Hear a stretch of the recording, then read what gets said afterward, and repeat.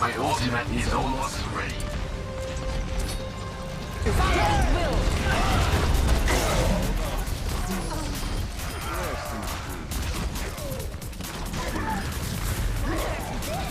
It's time.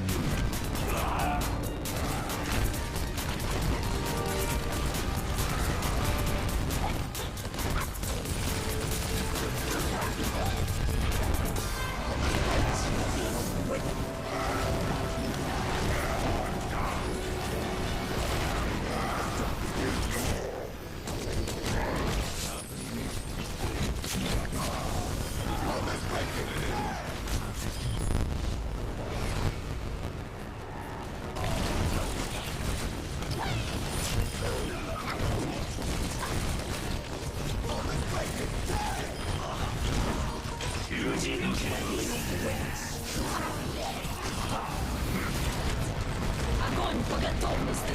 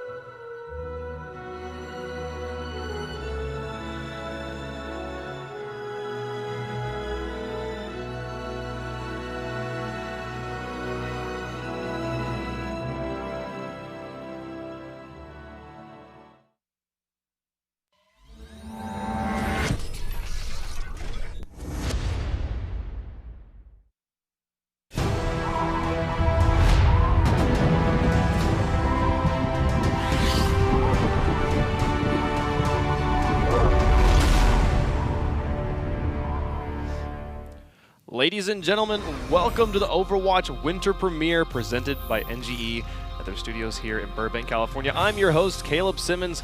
Joined me on this desk is Anthony Miserandino, David Williams. They'll be taking you through the action all season long, but first things first, David, what is the Overwatch Winter Premiere?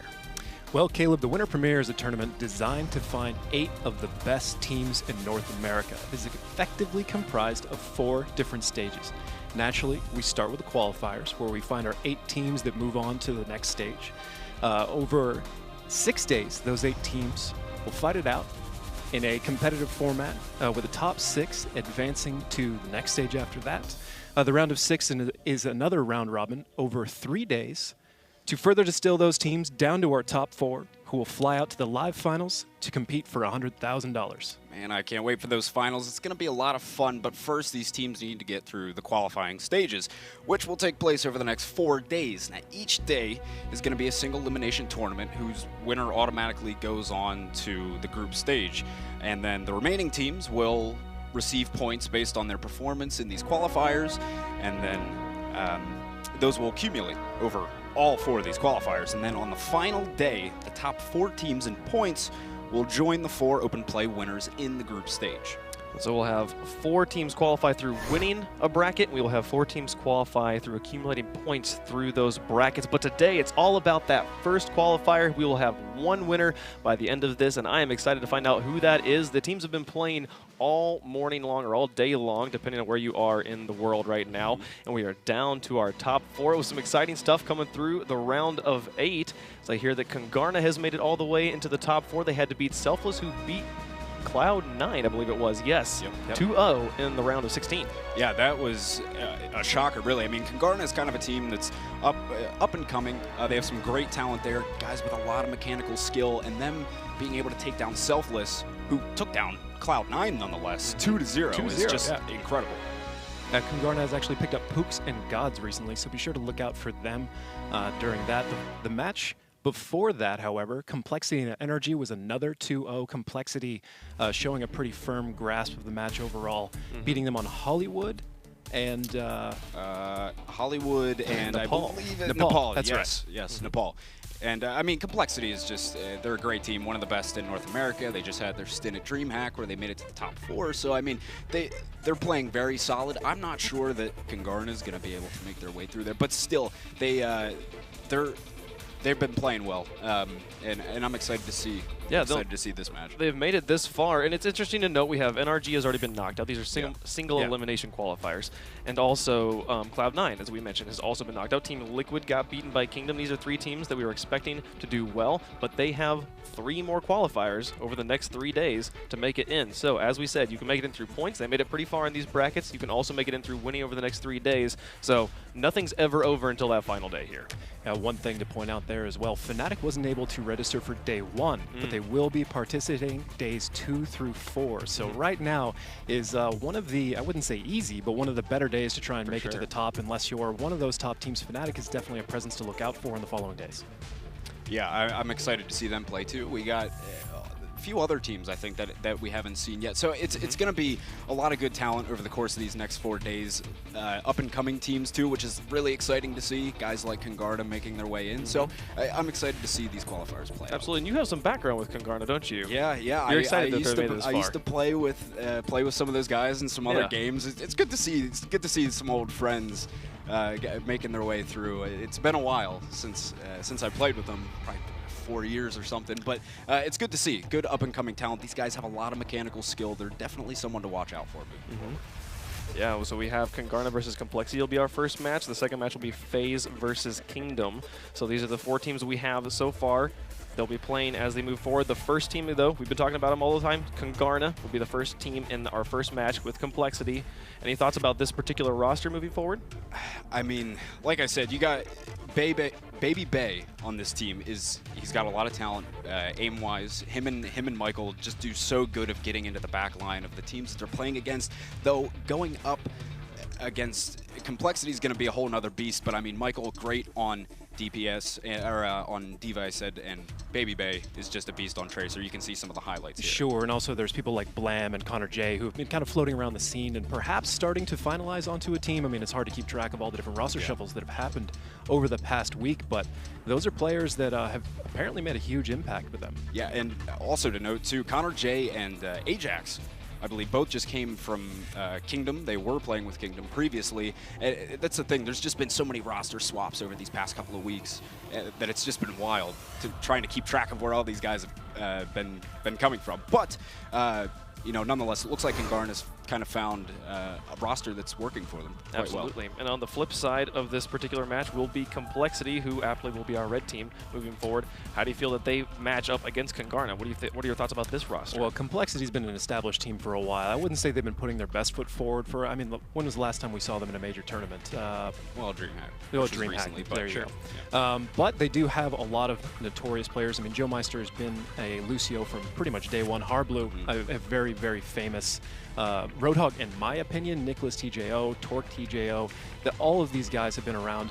I don't think they've been able to put their best game forward so much recently, or up until recently, but right now this is what this tournament is for. This is finding those teams who have been maybe not performing their best, and they're, I think, so far what we were seeing in the round of 8, they're going to be a team to watch out for. And one of the cool things about Complexity, too, is that they're one of the few top teams that's really consistently trying to run Sombra as well. So that's something to note. Torque really likes to play Sombra, and they've been making it work pretty well. Okay, so when we have Complexity, we've talked about Complexity, now we've talked about Congarna as well. How do you feel that these two teams pair up against each other? What is the things they're going to be bringing into these matches to counter each other? I mean, first off, I think Complexity, they obviously have, in this meta currently, playing Roadhog is a big deal. Absolutely. It's, you know, Roadhog is a mainstay in this, and I think absolutely Complexity has the better Roadhog in this situation. You know, you have Harblue going up against Connor J. Not that Connor J isn't good, I just think Harblue's better, and that's going to be one of the defining things, because you need that Roadhog to go get those hooks and get picks, and I think Harblue wins that. Like you said, if we stay in the 3-tank meta, Harblue's going to have a huge impact for as long as there isn't a Zenyatta on the field, which is only going to be, I expect, happening very rarely. Perhaps King's Row defense in the first point, things like that. We won't get too far into those kind of theory crafting situations, but as long as there isn't a Discord on them, with the proper Ana on the team, Harblue can last a very long time, and they have that. So the first match will be played on Ilios, which an interesting fact here, I'm just looking down here at the round of 4, or the round of 8 rather, the winning team always played. If Ilios was played, the winning team took it. So it's just a fun fact there about the way it worked out. So thoughts about this map, Control Point, or King of the Hill map. How do you guys feel that this one, does this play to a specific team in this situation? Well, like you said, they both won the map to get here. So it's hard it's hard based on just what we've seen so far to say either one of them has an advantage.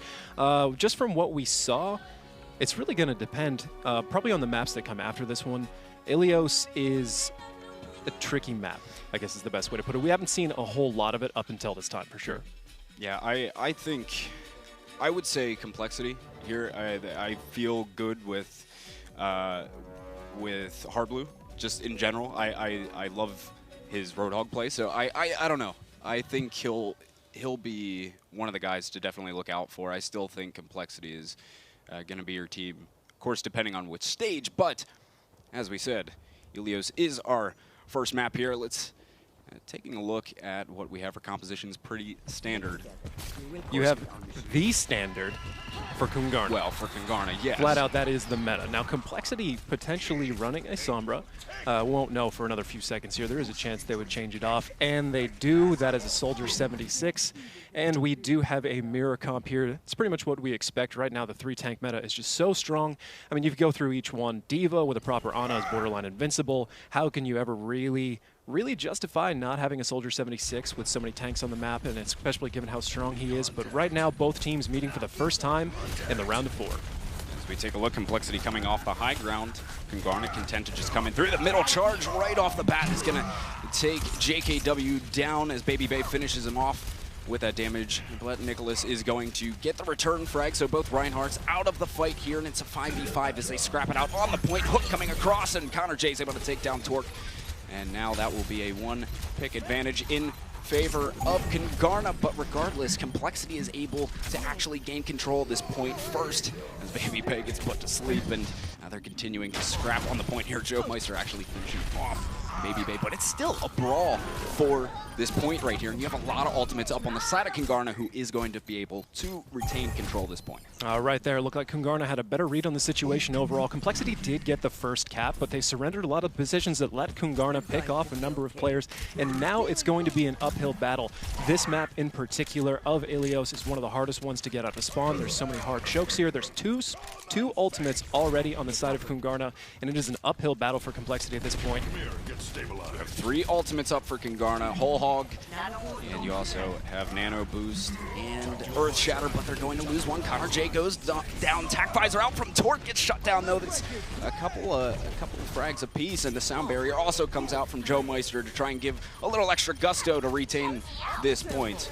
And they are starting to get the time down, but the players from Kungarna coming back in. Nano Boost off onto JKW as he starts swinging away, and Baby Bay is able to find Shake on the point. Both actually, Joe Meister getting the return pick there, so still Complexity standing on it, and it is just back and forth. The Earth Shatter comes out into the mech detonation, and Nicholas is going to go down, but JKW finishes off Remix, so it's still battling out. Still battling out indeed. Axel staying alive on the point against 3 members for Complexity. He's going to go down here in a second. Now, I was going to shout out to JKW for a fantastic Reinhardt play so far, shutting down a Soldier 76 ult with his Earth Shatter. Then getting Nano Boosted after that, I was questioning it first, but he generated a second ultimate, a second Earth Shatter so quickly. I'm curious. I'd have to ask him. I mean, I'm not a pro, obviously. Otherwise, I'd be on the other side of this computer right now. But Complexity getting 2 Earth Shatters out real quickly. I'm wondering if that is the importance, why they put the Nano Boost where they did. Hook right away onto Hardblue, pulls him in. He's going to pull out that Whole Hog as well. Sound barrier out from Ajax as Kungarna goes back in for the point. They already got that pick. Hardblue's going to go down, and the counter sound barrier out from Joe Meister. The mech suit came through, but nobody was home. It actually was placed on top of the point, so nobody around to take that one. And the Nano Visor comes out onto Baby Bay, and he's actually able to find a couple with that as well. And it looks like Kungarna is getting the picks that they need, and they will be able to take back this point. So far, back and forth here on Lighthouse. For Complexity, Shake is very close to a Nano Boost. Hardblue already has a Whole Hog.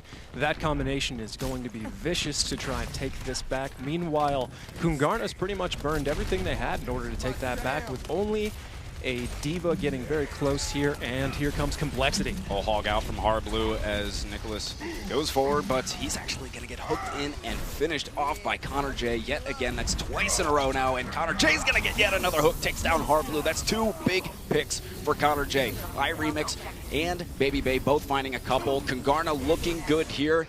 They've gotten all the picks that they need. Nobody from Complexity is home to try and stop this point. Kungarna taking the first round in this best of 3. Well, they didn't catch the first cap on the point, but they came back strong after that. Definitely some great play coming out of their Roadhog and Ana combo. That pull of Hardblue into the middle of their team at that point was followed up by a Biotic. That's borderline impossible for a Roadhog to survive with a Soldier 76 and a Diva and everybody else around.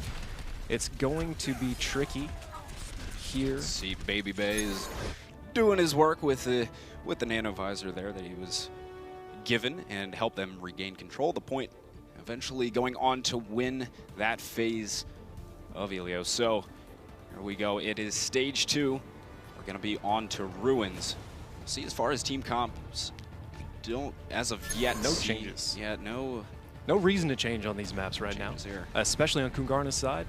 General common sense, if it ain't broke, don't fix it. So far, they're making better use of this comp against Complexity. Complexity holding both sides on the outside here of Ruins, and Lucio getting pulled in. Oh, that's a big hook in from Hardblue off the start. That should automatically give them, I would say, this first point, but maybe not yet. Joe Meister able to take down Connor J, so things are looking pretty good for Complexity as Michael gets finished off. Hardblue finding yet another one. That is definitely going. The point, that is going to go over to Complexity here first, starting off with that big pick from Hardblue. Yeah, Kungarna recognizing that they were fighting an uphill battle there. Most of them just jumped right off the cliff to get that team fight reset. They're going to come back into Complexity, who has built roughly 70% on more than 3 of their ults, looks like 4. Meanwhile, Kungarna back, putting on direct point pressure. All right, here we go. They are Already on it. Charge is going to come in from Remix. He's got that Biotic Grenade on him. Earth Shatter out as well. JKW is going to get caught in that and goes down. Baby Bay able to find two. Connor J grabbing JKW in the middle of that, and a lot of picks over towards Kingarna here. They will get this point back, right back on the next fight, and well done by them. Oh, so absolutely oppressive play by Baby Bay. Just a one-man army. I mean, it's cliche with Soldier 76, but here we go. Another clip watching this. Tac Visor coming out, picking off everyone in the back line, putting on that pressure on support. Joe Meister going down quickly. And that's pretty much all a Soldier needs to do to really open everything up, but he is a tank buster on his own on top of that. Here we go. The Nano Boost is going to come out from Shake onto Torque, and he's able to find Connor J. JKW gets Remix, and now that's two in favor of Complexity. The Mech Bomb is going to come out as well. Michael finds two with that landing. Touchdown right onto the point. JKW Hardblue were the victims of that destruction, and they are still scrapping it out here for the time being. It is going to be Kingarna in control of it. Complexity is trying to make their stand here. Kingarna waiting for those respawns to come through. They're both just tap-capping the point here, edging it, seeing, but another Tac Visor coming out of Baby Bay, not getting the same kind of dividends that he got on the first one.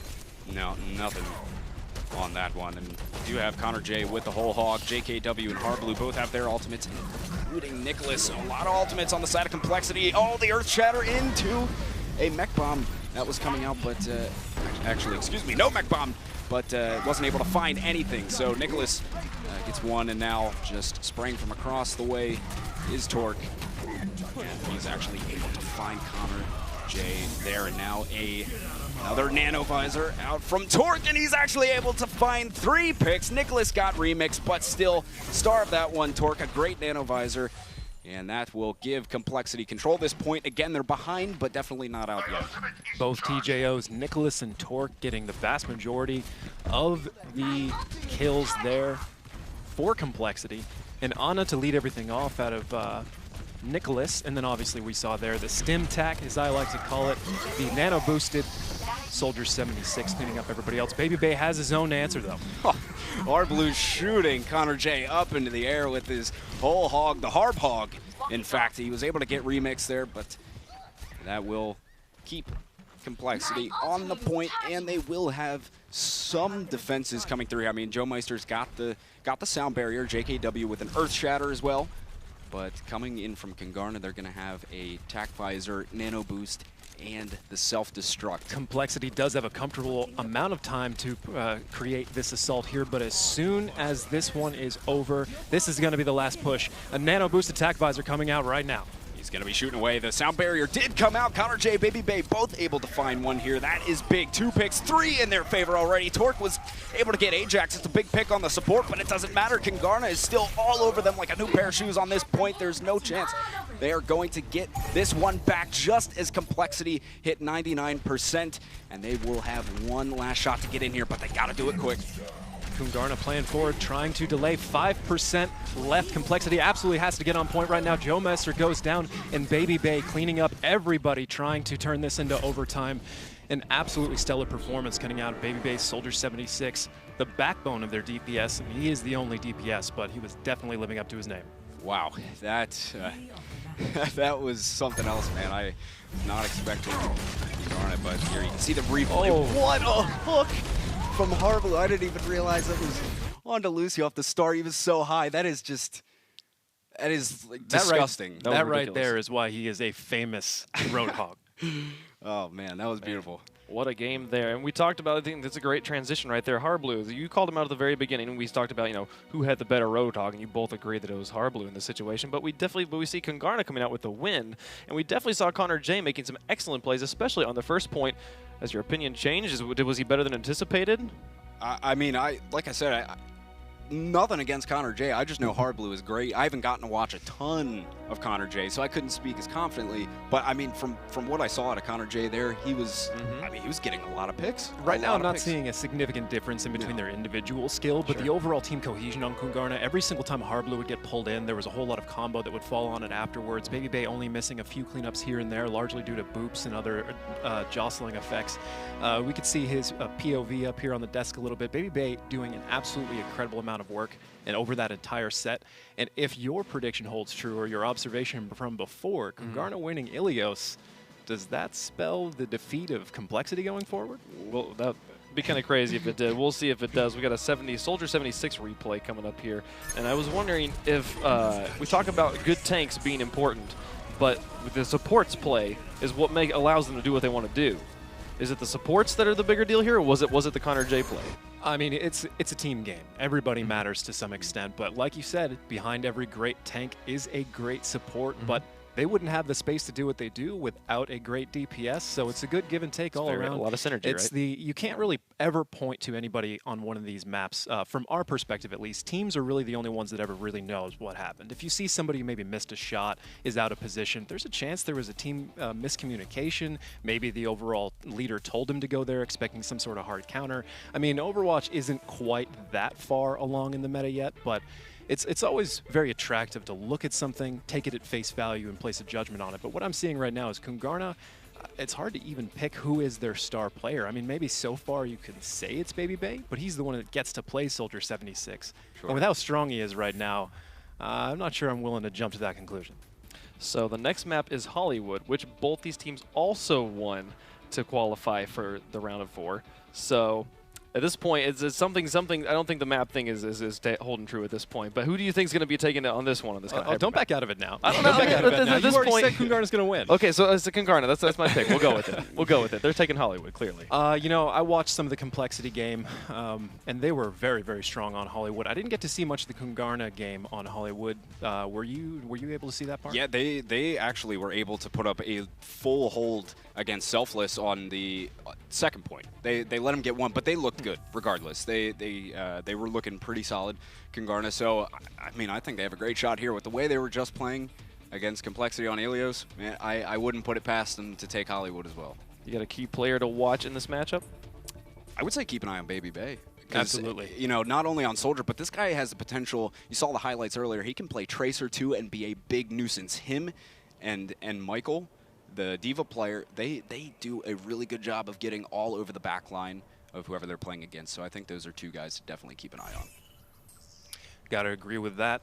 Looks like here on Hollywood, Connor J is going to switch off that Roadhog. He's actually going to play Genji.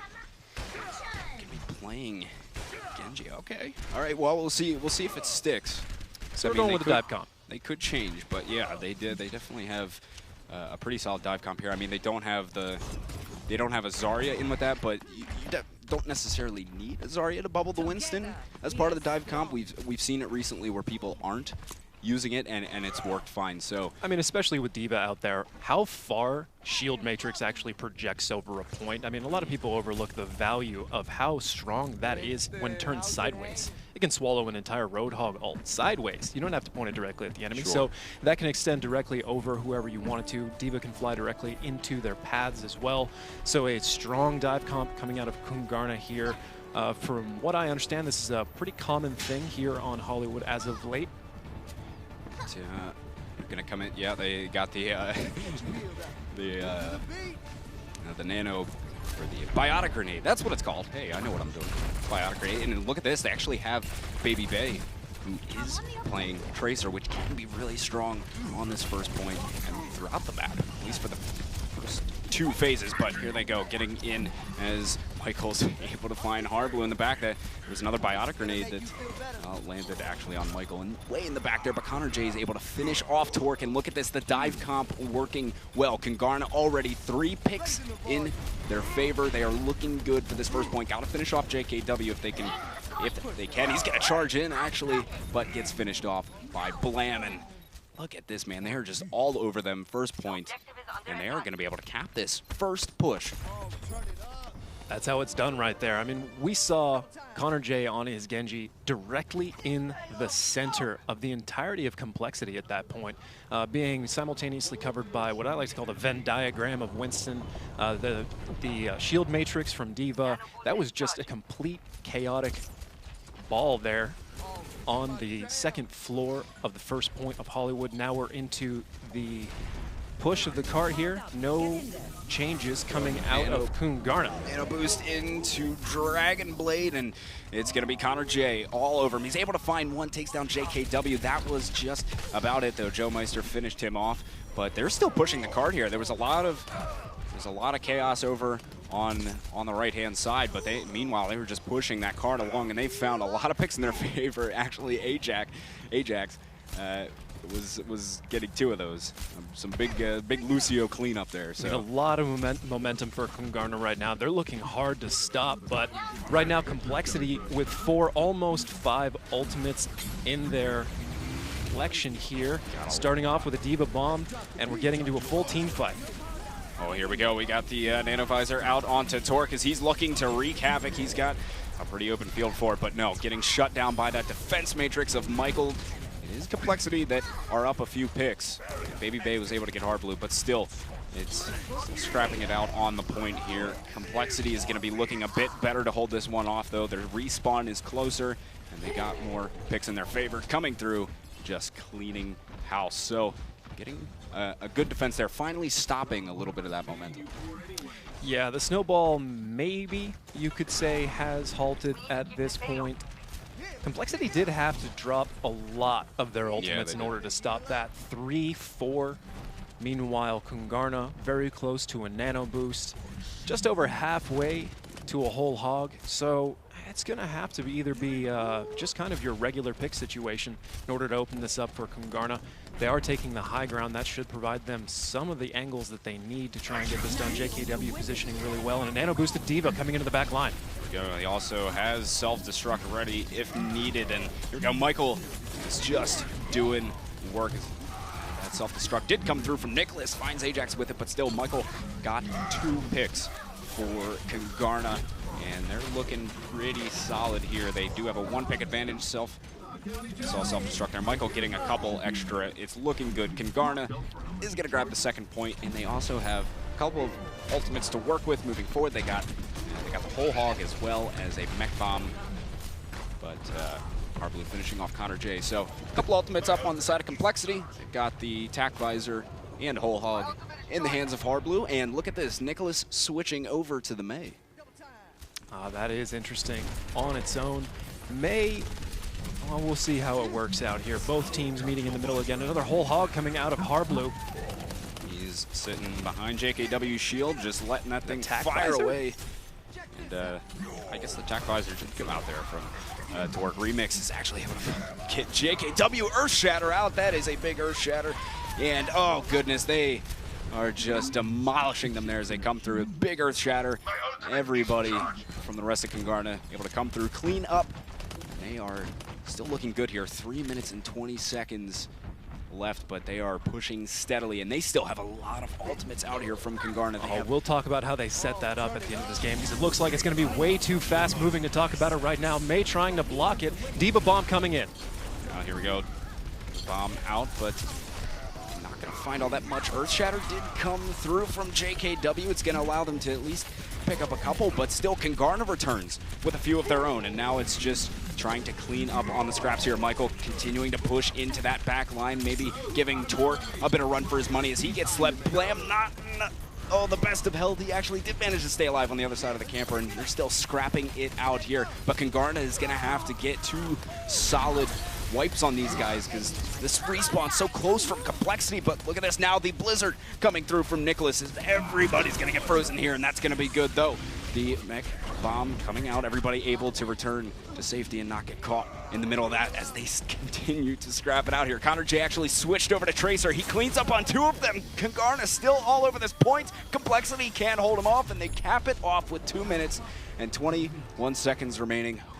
Whew. The last point, Tracer, is always a powerful thing. Tracer is hard to deal with in general, but when you're not expecting her to come out and she shows up on your doorstep, now, honestly, those teams should expect it in that situation. Maybe.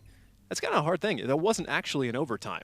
There was plenty of time left on the clock, so you may think that they would keep going. It really just depends on the circumstance. Ultimates were down. Why not change at that point? I really liked the confidence of Kungarna. They actually just sent that nano boost on Michael's Diva and let him open up that 2nd point entirely on his own for the most part. He got 3 kills back to back to back to open up that second point, which allowed them to build the rest of that ultimate economy that let them push all the way into that final point. And then not to mention a huge earth shatter that came in from Remix as they were just making their way into on their third point push when they got really he's been playing well there, Remix, but he had a big one to open up as they came through the gates, pushing onto the second point. So it is going to be Kingarna getting all 3 caps, and they are going to have 2:21 left in that time bank. Complexity, and this is what I expected to see. They've been doing this a lot, but they got Torque on that Sombra, and also have Nicholas on the Soldier. So the 2 straight up DPS. We got to point out the Zenyatta. Yeah, the Shake Zenyatta playing too. as Zenyatta over an Ana. I mean, we do see it occasionally, not all that, not as often. I mean, of course, Ana is kind of more the mainstay pick, but you do see it occasionally. But another crazy thing, which I've seen some teams doing recently, is that Torbjorn. Oh, well, yeah. Torbjorn is strong. He really is. I mean, it's hit or miss, though. If you're able to keep him protected, his right click is out of this world. The turret is a problem on its own, but for pros, not usually as big of a deal.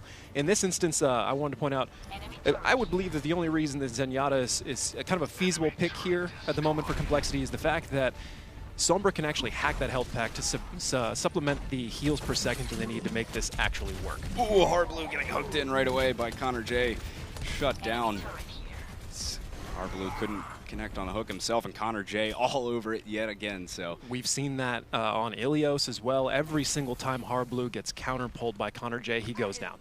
The name of the game here for Complexity is to just honestly take some damage, go, because Torque's got that big health pack hacked over outside. So it's just a matter of take some damage, go over, get that health pack. You charge Sombra ultimate so quickly, and that's why I think it can be really strong, is because you can get your ultimate up so fast, get in, and use that EMP, and just have your guys run forward. You don't even need other ultimates, and it looks like they now are starting to come through the alley side as Torque is getting close to his ultimate.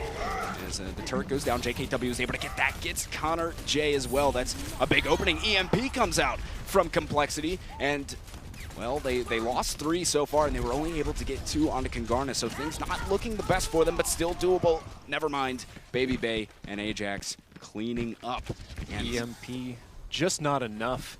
Zenyatta at 50%, only 50% so far. That was a pretty long fight to only have half of an ultimate on a healer at the moment. Meanwhile, Ajax, 97%. Watch out for that Molten Core. He's going to drop any second now. And Complexity coming in for their second attempt. No muss, no fuss. They're coming straight in the front door this time.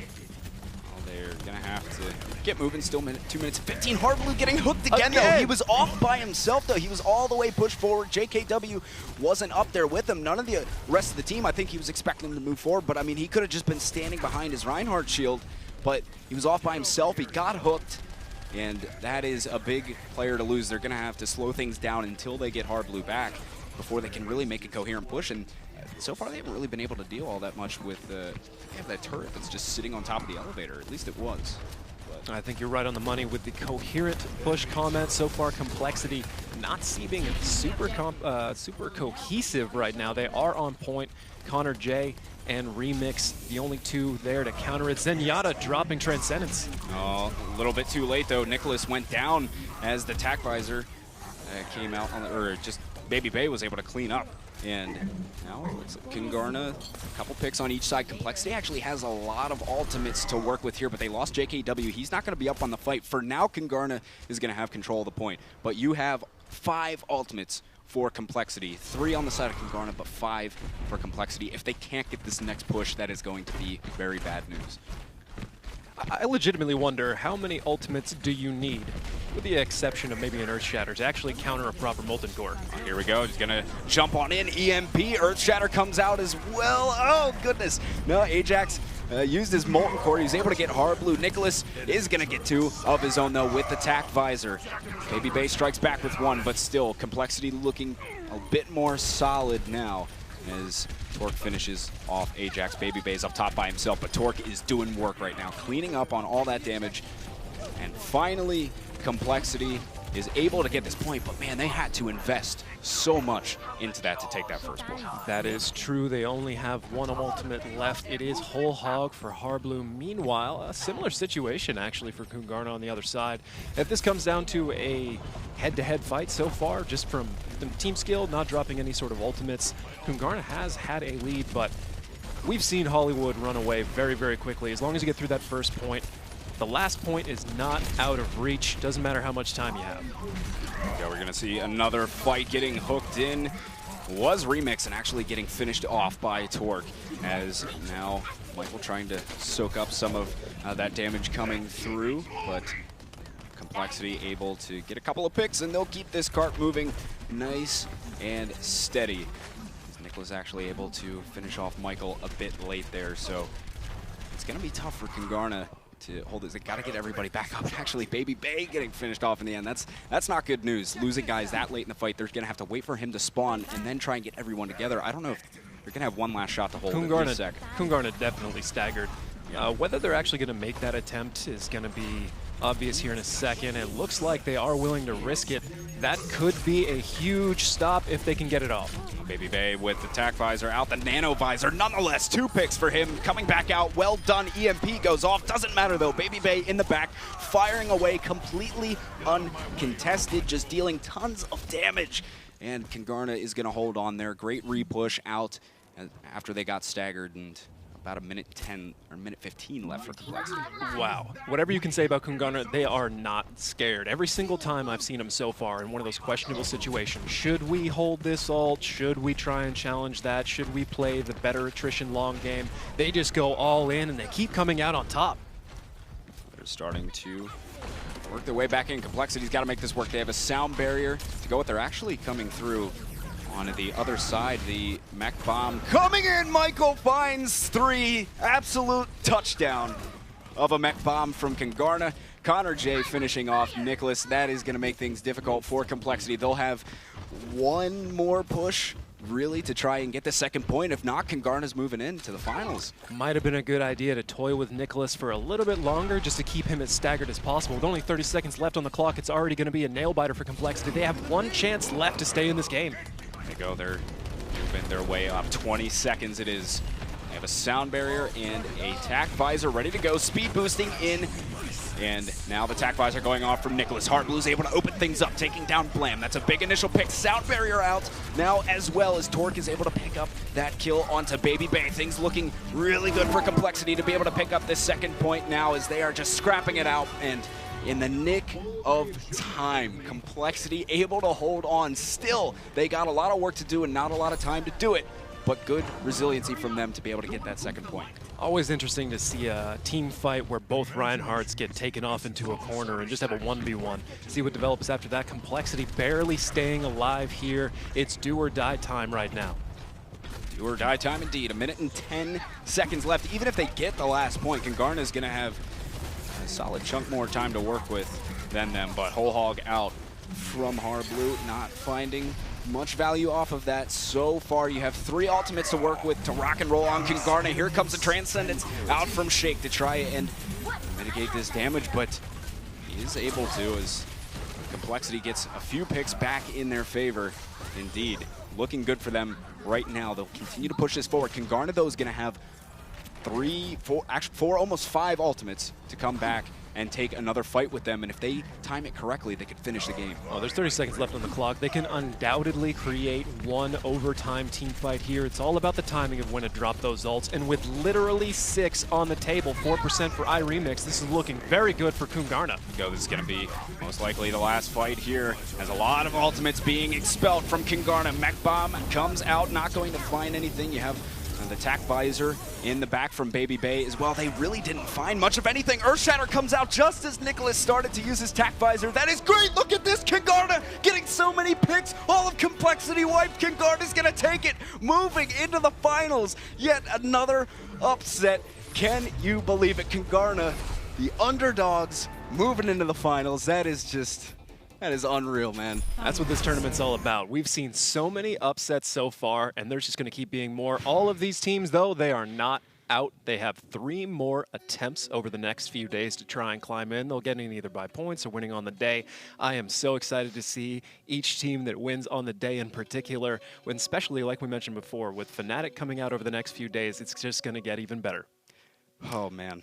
Wow, what a match there as Kungarna pulls it off. Impressive play from them, and I think it was all about the way that they worked their team comps, the way that they were continuously changing. You saw that you said that they were both just some meta team comp for the first map, and then the second map they pull out the dive comp, and Complexity doesn't change anything. They didn't make a change. Complexity did not make a roster change until the second point, when they were just completely steamrolling all the way through, and they picked the Mei. And at that point, was it too late? Was it over, or what? What do you? Did they need to make changes earlier? What could they have done here? There's a lot of dynamics that are moving into that. The amount of ult economy, like we mentioned before, the big play for Kungarna to cap it all the way through on Hollywood. They got in a point where they were in a very tough spot with their ultimates, and I don't know if they either just have the guts to go for it every time. They're not all that worried about it. As what you could argue as an underdog, clearly not.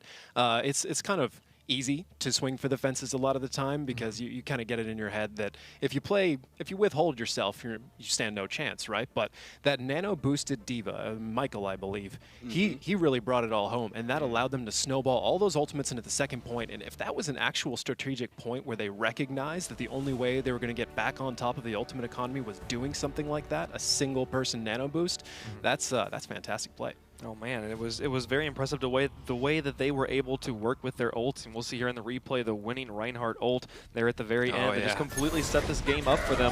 Such impressive stuff from Kungarna. Absolutely. Now here I was actually starting to worry a little bit for them. They had thrown out Diva's self-destruct before Reinhardt's Earth Shatter, and what we've been seeing a lot of lately, especially with the changes with Diva, is a lot of Earth Shatters leading to the self-destruct, which almost guarantees double, triple kills, right? Because if you can actually put down permanently a Reinhardt shield, that's going to be a totally different ballgame. They're not going anywhere. Oh man, they're not going to. Kungarna's not going anywhere just yet. We will see them later on in the broadcast, as they will be playing in our finals today. So that leaves us just with one more semifinal. It's going to be FaZe versus Kingdom. We'll be talking about FaZe first as we pull up their roster. Thoughts upon this matchup? I mean, FaZe and Kingdom. FaZe is a team that I think is struggling a little bit to find their way in this current meta. I think a lot of their guys, they have a lot of great DPS play. I mean, a guy like Shadowburn, one of the best Genjis in the world. Too Easy was a great Tracer, was a great McCree. Not exactly really meta picks currently, but still a great team nonetheless. A lot of talent there. I see kind of some reflections of what you're saying there. We're seeing Genji, McCree out of these two, and they're both fantastic players on those characters, but it's not necessarily in the meta right now, so it's something kind of extraneous. It's always going to be fun to watch. Anytime you get to see Shadowburn do what he does, it's just amazing. You can see him go 1v3. He may not kill them all, but they won't kill him either. He's just all over the place. And on the flip side of the map, we will be having Kingdom. We've filled out our red roster. What are your thoughts about this particular roster as they have been playing today? I know you guys got to see them a little bit in the round of 8. Kingdom they're another team I like. They had a great match earlier against Liquid. They took that 2-1, I believe it was, 2-1.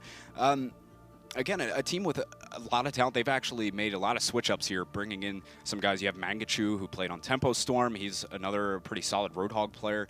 Pooks, and I believe it's Pooks Gods. Pooks and Gods. Yeah, Pooks and Pooks. Pooks and Gods, yeah. So we have some of the former members of NRG hopping over to Kingdom. Kingdom's been around in the scene for a while. We haven't seen them necessarily front and center, but they've always been kind of floating around the outskirts, especially from the beginning. You can kind of call a parallel to them to a team like maybe Rise Nation in a way, though Rise was recently invited to a tournament, so they've definitely been kind of in the collective conscious a little bit more recently. But Kingdom, what we were seeing earlier from them was great stuff, especially with these new roster changes. I would not be surprised to see them go head-to-head against Kungarna in the end, and how crazy would that be? That'd be pretty wild, man. You want to guess the two maps that Kingdom won, and they're 2-1? I'm going to go with Hollywood and Ilios. Ilios and Hollywood it is. Wow. Those two maps are clearly very important. So how do you feel? Do you think that there's a specific map play that Kingdom actually plays more towards, or a specific map type that they play towards? Well, I mean, in this, they took what? Yeah, so Ilios and Hollywood. I don't know if there's one, at least that I'm fully aware of. Like I said, Kingdom's a team, they just got some new players, kind of roster swaps and things. So I'm not sure at the moment what their preferred game type is. We really haven't had solid eyes on them in a pure map draft kind of scenario. Sure. We see exactly what they want to play with no bans or anything like that, right? So it's somewhat of an unknown for the fully broadcasted kind of tournaments. It's going to be interesting to see so far what they were putting together earlier. Actually, before we forget, Kugarna did win Ilios, and they did win the match. They did. So you're still holding true so far. The statement about Ilios and Hollywood, Immortals did lose on Hollywood in their match against FaZe, so the same stat for Ilios and Hollywood is not entirely true, but Ilios has a 100% win rate right now in the Overwatch Winter Premiere. Hey, I like it. I like it. Maybe we'll see it again. But as I look down, that may be a possibility. I don't know. But yeah, we'll see.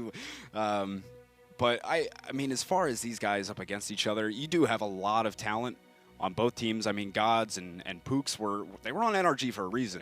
Gods been on fire lately. Yeah. Especially on the DPS. And he might be the only thing that can actually answer Shadowburn's Genji. And we're playing King of the Hill. We're playing Ilios. There is a ton of cover and pathways and different places for Genji to really get the most out of his kit. And if anybody can do that, it's definitely going to be Shadowburn. So if we have anybody we want to keep our eye on in this entire match, I'm going to have to say one from each team. It's going to be Gods and Shadowburn. You brought up, I forget, one of the players that was specialized in McCree and Tracer, but they're not two characters. They're not really strong in the meta at the moment. Is there a way that their team needs to play around them, that needs to adjust their team comp to help make that player make a better impact? I think if they're going to do it, they need to be running more of a dive comp setup, like we just saw Kugarna do on First Point of Hollywood. You know, if you're playing a regular hybrid map, you do the Winston, the Tracer, the Genji. I mean, you could even do this on King of the Hill. It's like we said, it's not the strongest of things at the moment, but if you have the right coordination, it takes a lot to pull off, or a lot of coordination, but if you have it, you can make it work. Well, with the current tank meta, I mean, Genji, Tracer, they're not exactly the most effective tank busters there are out there, depending on the tank. I mean, Tracer absolutely annihilates a Roadhog that gets left alone, or a Winston that doesn't have his shield up. A number of other things if he can actually make those headshots land, but against things like Reinhardt and D.Va especially, in my opinion, it's a lot more difficult. You have to shoot through armor. You have 1 second of DPS before 1 second of reload. But either way, those tanks on the other side don't necessarily have an easy way of killing them. So they're kind of in a weird space. They're not necessarily the best solution for the problem. However, they're hard to deal with for the tank meta. It's kind of a push-pull, and in any time of these situations, I always usually would prefer to just default towards the standard meta. It is the meta for a reason. Unless you have somebody like Soon, perhaps a world-renowned Tracer that you know is going to make an effect. Too Easy, though, he's up there. I've watched a lot of his play, and he's a fantastic Tracer. Yeah, he's nothing to scoff at. You know, one of the best out there for sure. He can make huge impact plays. Him and Shadowburn together, nonetheless. I mean, those guys, if they're diving on you, maybe not so much depending on what tank you are, like you were saying. But I mean, if he's getting all over your supports or something, that could be scary, man. Those guys are scary when they're coming at you. Well, you brought it up. We have the defining map coming up. Map number 1, Ilios it is. We're to get into games, guys. What do you know? We're starting with Ruins. Ruins out of everything. Now, that's a great map for Tracer, actually. I've played a lot of Tracer, and in my experience, there's a lot of room to work on the outside there. Yeah, you can make it work. Tracer still can work great on King of the Hill. And look at this. So far, what we see from FaZe, at least, is they're going to be breaking out they're going to be getting the Zarya, as well as that, look at that Tracer and the Genji. They're going to be bringing the dive comp, and they even have the Zarya to go with it to bubble the Winston, which is a great thing. To bubble any of those guys that are going in and diving. Well, we're seeing definitely interesting comps from both sides here. FaZe going straight. Zenyatta and Lucio. The Discord's going to be huge. On this map in particular, Ana can be tricky with all the sightline interruptions, so you could perhaps argue, well, we're not going to get into that right now, as teams are both starting initial contact, a hook out for Gods, and a miss. Okay, I got Shadowburn in behind the guys on Kingdom, just harassing, making things difficult for them, as well as Too Easy. And Shadowburn's just going in at 2 Easy's actually able to start things off, taking down Sherlocky. So that's a great way to kick it off, and Shadowburn is going to finish off Juvenile here, cleaning up on this damage. He should be able to get Mangachu as well. Yes, he will eventually go down to Zoms. And the flawless That was Genji beautiful. boost. 10 out of 10. He makes it look easy. I know, man. I can't do that. I'm bad, but look at that. That was great. 10 out of 10. That's just exceedingly difficult. It really is. Well, apparently not for Shadowbird, man. That was made it look like poetry in motion. But here we go. It is going to be Kingdom working their way back in. And Juvenile going down, Dragon Blade out from Shadowburn as he starts to slice and dice, trying to get Diva out of that suit. And here we go, FaZe able to find 3 picks. They are just pushed up so far, so aggressive going into them, and they are looking great off the start here. Now, FaZe already with an ultimate on Forsaken. He can break out Tranquility anytime he wants. With such a strong dive comp, I really like Zenyatta's pick here. You don't have to worry so much about trying to hit the Ana darts through shields around objects like that. You've got the few seconds of his orb will actually stay on it. As long as everybody's very good about healing themselves with health packs and stepping off, you can stay alive. God's taking down Shadowburn. It's a big pick, and here comes the Transcendence out from Forsaken. It's a 1-for-1 trade so far. A DPS for Roadhog, Genji for Roadhog trade, and the Primal Rage coming out. A lot of players on the side of Kingdom, though, are a bit hurt at the moment. They are starting to get their heals back up. Gods is going to take that nano boost into the whole hog, and he will keep some of these guys at bay, just pressing them back. Mangachu, Juvenile, Jesus, all finding picks here. But 2Easy's keeping FaZe in the fight here as he's just cleaning up on this damage, able to get Gods and Pooks both. He's just all over these guys that are hurt, cleaning up on picks, but in the end, Kingdom is going to be able to grab this point finally. I would not have expected to see a 4-tank meta out of Kingdom, let alone FaZe Clan running a dive comp on a King of the Hill against them in that situation. I mean, a dive comp on King of the Hill isn't all that unreasonable, right? It's that's the chaos of King of the Hill really embraces that scenario, especially with players like 2Easy, Factor Fiction, and Shadowburn. It's a great play. Meanwhile, Graviton coming out on the FaZe Clan. Oh, from Mangachu, Zoms goes down. God's able to get Fact Fiction. That should be an easy win fight there from Kingdom. Great Graviton allows them to pick up on a lot of kills. They'll be able to hang on for now. Sherlocky will have a nano boost for Kingdom, and on the side of FaZe, you have a Dragon Blade and the Pulse Bomb. Zoms is only at 50%, so you're not going to see a combination of 2Easy and Zoms, at least all that soon. Maybe once he gets that up, but Raucus also now has Sound Barrier, but Poops does too, so they're going to lead in with the Sound Barrier into the Dragon Blade for Shadowburn as he wants to slice and dice, not finding anything, getting hooked in by Gods, completely shut down. Mangachu finds 3 himself. Here we go as Kingdom retaining control of this point. 2Easy, the last one alive, he has to get out of dodge, and Kingdom looking much more solid now. Oh, that's one of the things with the fragility of a dive comp in general. You can rely on Shadowburn all day, and most of the time he will deliver, but God's right now a pretty notorious McCree player, in my opinion. And one of the things that we've seen going into this meta is a lot of the McCree players are now starting to play Roadhog, as that hit scan kind of has value when you're talking about the hooks. Another Graviton coming out of the FaZe Clan. They're going to be in trouble as Kingdom just utterly crushes them. God's getting 2. Sherlocky with 2 of his own. Look at the Adam plays there. Out of Sherlocky, Kingdom is giving it to FaZe Clan now. They can't. They got nothing to contest with, and I don't know if they're going to be able to get back in. Kingdom's got such a forward hold. They are going to have one jump in. Speed Yada. Forsaken's trying to keep his guys in it, and the Graviton actually coming through. God's Juvenile finding 2. Look at this. The mech bomb going in, trying to get the touchdown. Kingdom, though, is all over that point. All the picks are in their favor. There is no chance for FaZe Clan, and that should be first. That's going to be first round. Yes, going over to Kingdom with a great comeback. FaZe started that off, what, 90% to 0?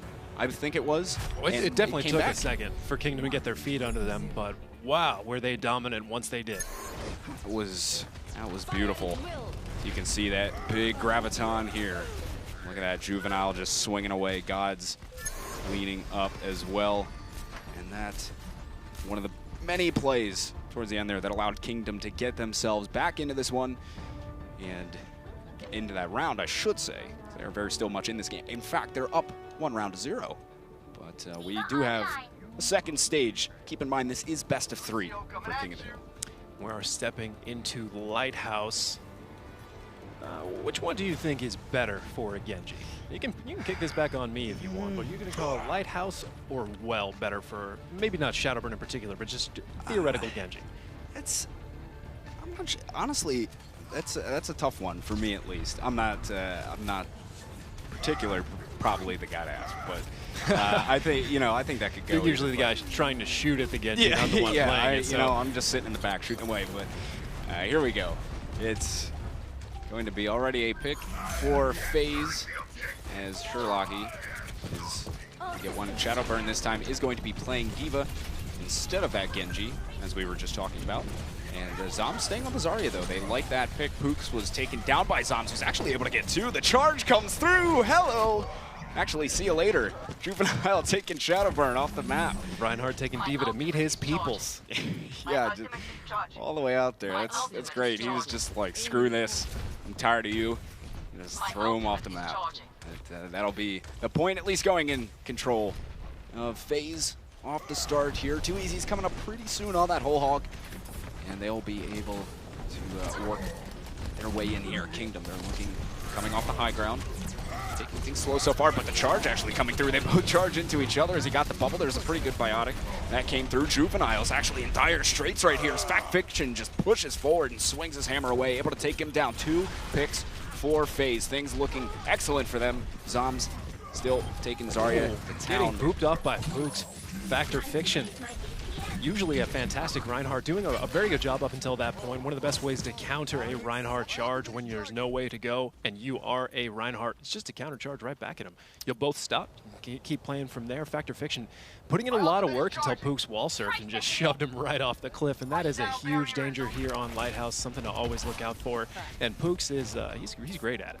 Got a lot of ultimates up from Kingdom right now. 5 locked and loaded. Here comes Nano Boost. The whole chorus of ultimates coming out here. Graviton Surge, Mangachu getting pulled in. See you later. Juvenile was able to get 2 before he got taken out. The sound barrier came through from Pooks, but they had already lost a couple of guys here. Juvenile among them, but here we go. Is still 3 ultimates for Kingdom. FaZe able to strike back with 2 of their own. The whole hog from 2EZ pushing everybody back here, and things looking much better for FaZe Clan. They're at 95%. Here comes a big Earth Shatter as well, in with a sound barrier, which was well timed for Forsaken to keep his teammates alive. Zoms, Fact Fiction, both able to find a couple. Make that 2 for Zoms, in fact. And now FaZe Clan looking excellent on Lighthouse FaZe, finally finishing that one off. Well, they were able to actually keep the lead that they generated on Ruins this time around, and that was a very, very different match. We're tied up 1-1 at the moment. One thing to note, in case you haven't noticed already here, during this phase of the Winter Premiere, King of the Hill, or as control point, technically, they are only best of 3s. So right now, this match is on the line. That's right. It is on the line indeed. This is all tied up at 1-1.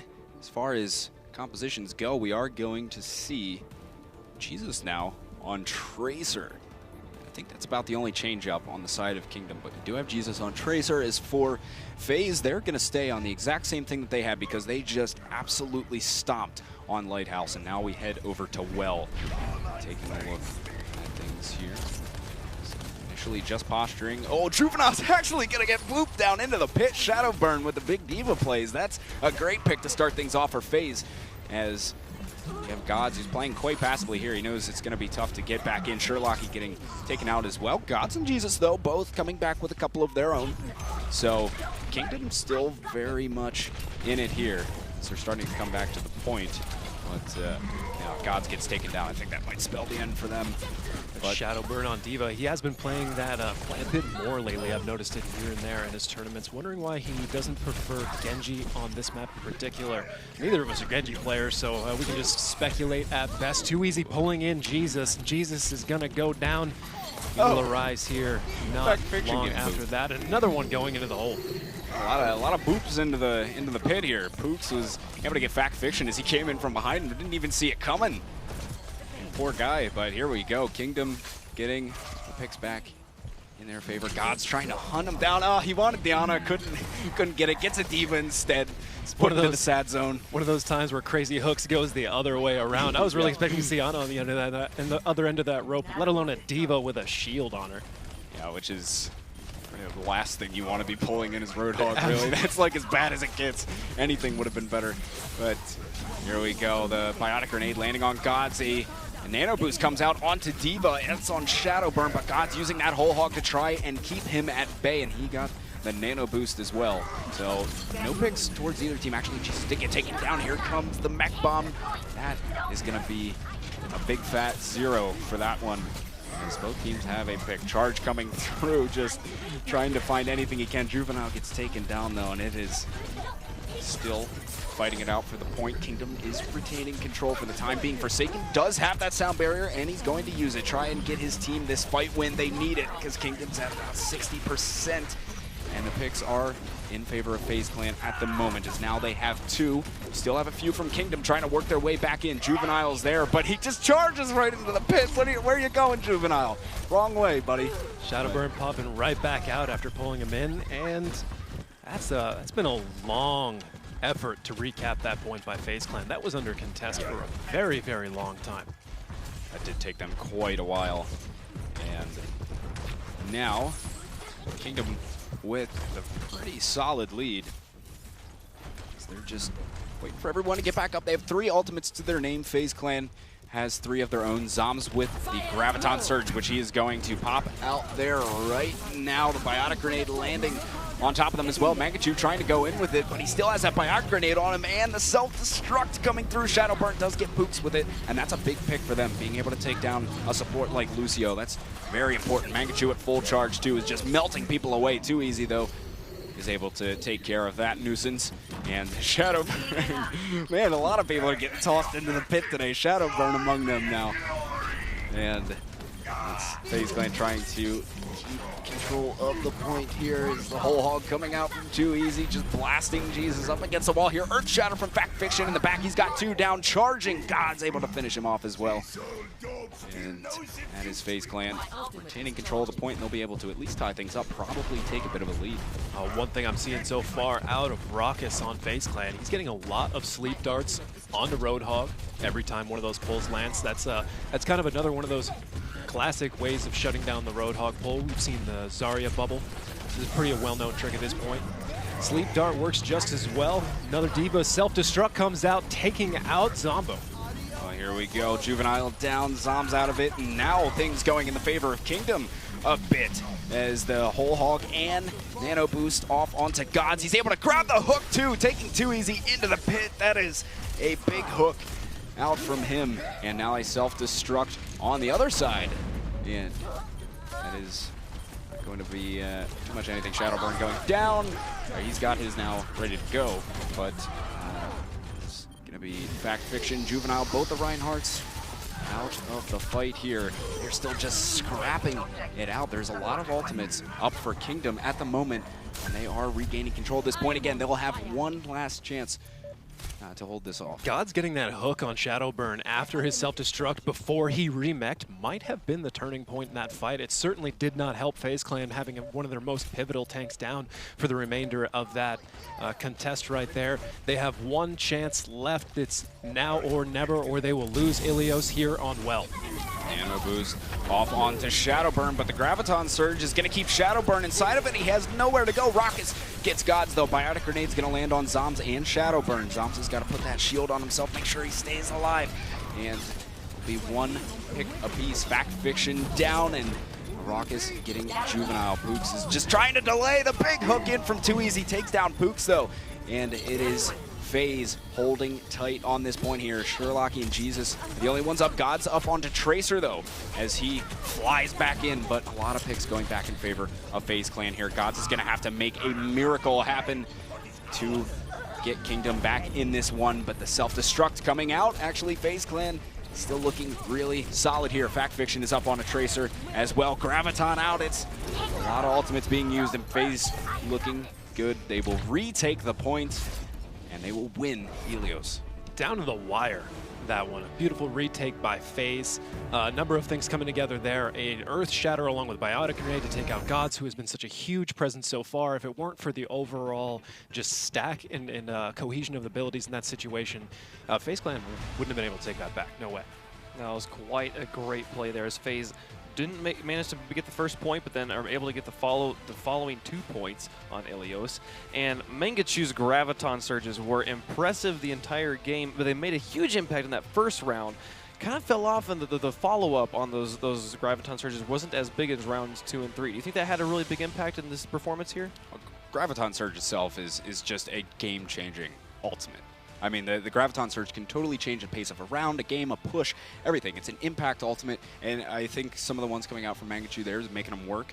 And I mean, no matter which way you look at it, that's why you have to use them so sparingly, or so you know, wait for the good opportunity. And one thing to note is they're also a lot less effective whenever D.Va has her defense matrix up. You can pull them all in there, and a Reinhardt shield's going to stop it. Winston shield to a certain extent, but obviously a defense matrix swallows up as much as you can throw at it, and that can be a devastating thing. Plus, if you're throwing out some of those Gravitons, they can get swallowed up by D.Va's defense matrix. So Shadowburn's change there might have been what gave him the extra foothold they needed. His Genji is dangerous, but D.Va is so strong right now. It's one of those characters that's hard to justify not picking. And while they did bring it back on the last 2, it was a series of mistakes that really cost them the first map there on Ruins. Otherwise, they've been pretty dominant all throughout Ilios. Another replay of Fact Fiction on Reinhardt in a 2K here on this 3rd point. He had a great game on Lucio at the beginning and then switched over to Reinhardt here for the 3rd point. Well, that is nice discipline there, knowing exactly how many hammer swings he needed to get in there to combo both of them. Some people might panic, just go for an immediate charge. That probably would have resulted in the Ana kill, but there would have been a chance that Gods would have gotten away, vaped and healed up, and that could have been another problem. So fantastic Reinhardt play by Factor Fiction there. Yeah, he's always been a solid tank too. I mean, Fact Fiction, he's a fun Reinhardt to watch. He does those mind games really well with the other Reinhardts. He's been a classic Reinhardt in the scene for a while. He is a fun guy to watch. He was actually probably the first Reinhardt I ever really noticed some of the tricks they were doing, dancing with the shield, trying to coax out ults and things like that. But right now, as far as I'm concerned, Reinforces is probably one of my favorite Reinhardts out there, but not in this tournament right Save now. that for another Factor day. Fiction definitely putting in work. Playing very well, and FaZe takes Ilios. So if our trend continues, that means FaZe is going to be facing off against Kangarna. But we'll wait. We won't call it just yet. They still got to play Nepal. That'll be map number 2. So this is a new one. We haven't seen this one just yet. That's a new one. Still staying on the control point. Now I'll make sure I call it control point. So staying with that. I mean, last game was tight. So I'm not really sure who would take this, but. You know, I don't know what your thoughts are in terms of... It's 2 King of the Hills in a row, right? Which so far from what I've seen could be argued as in FaZe's favor. I mean, Shadowburn, we've talked about him at length at this point. Both he and 2Easy really thrive in the chaos. That's where they can really play those fast characters, and they can make them most effective when there's not a whole lot of cohesion on the enemy team. So how this situation came around, either Kingdom is very, very confident on Nepal, or... it's gonna be tricky in general here.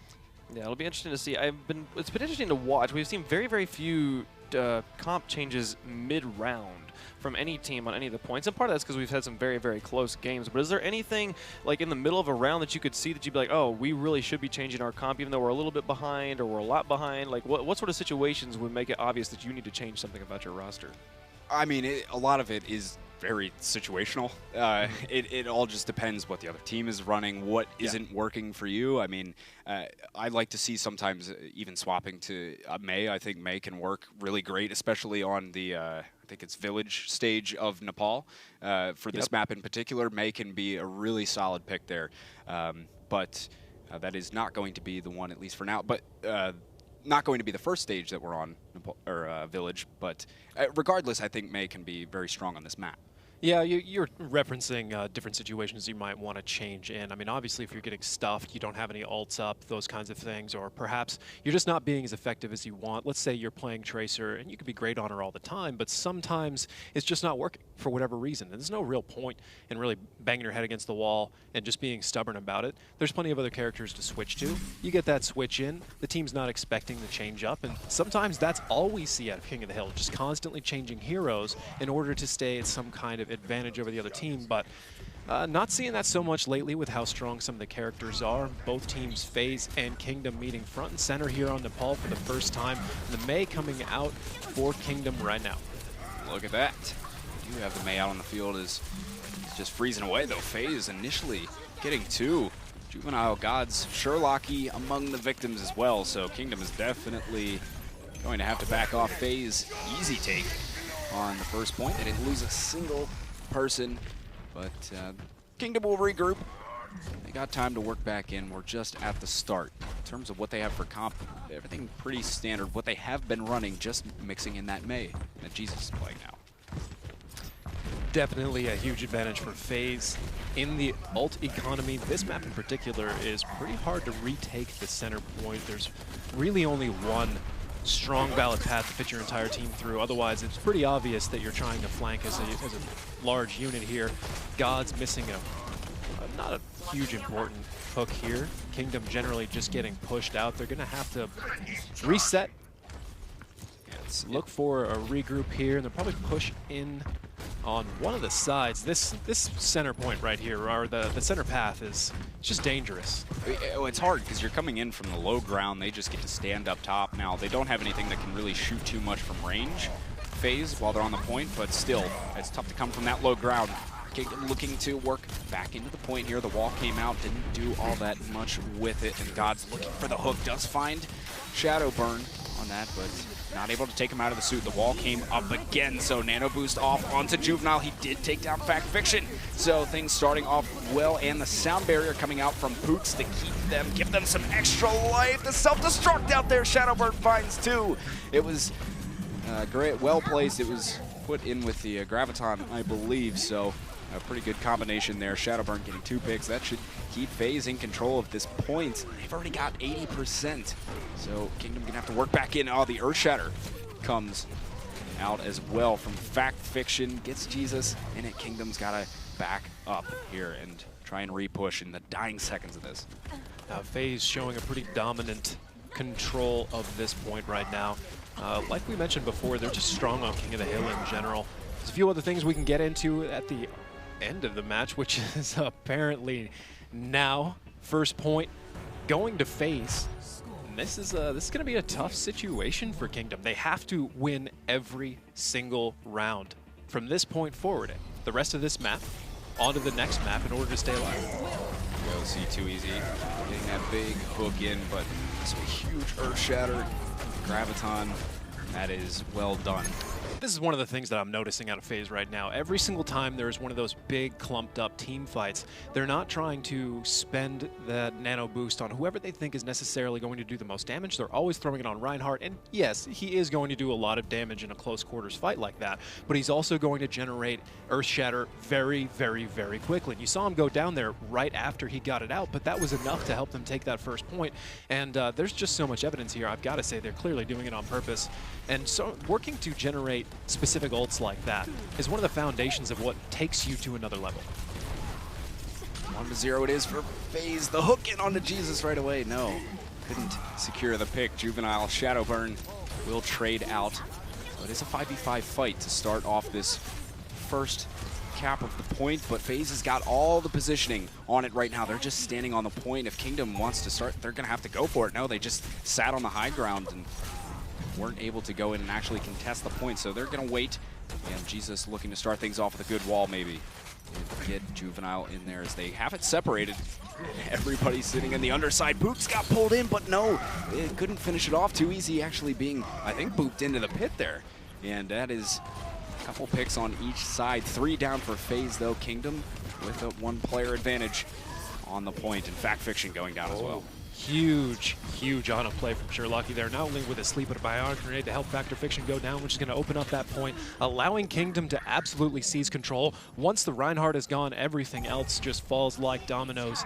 Kingdom seizing the first point, starting to put some actual percentage points for the first time in the ball. They are getting it up there. Sherlocky, Mangachu both have their ultimates locked and loaded. They're pushed up, playing aggressively as you might want to do. Oh no, Mangachu getting picked. The pull in from Too Easy. That is a huge way for FaZe to start this one off, and the nano boost coming out from Raucus as well. It's actually onto Forsaken. No, he used it onto Forsaken, a little boostio action. In fact, Fiction now going in for a charge. 3 picks back for Kingdom though. And Too Easy just falling into the pit. What is going on? He just jumped in there by himself. I don't even think he got pushed. But regardless, Kingdom staying in control of the point regardless of Mangachu getting picked off the start of the fight. FaZe Clan right now with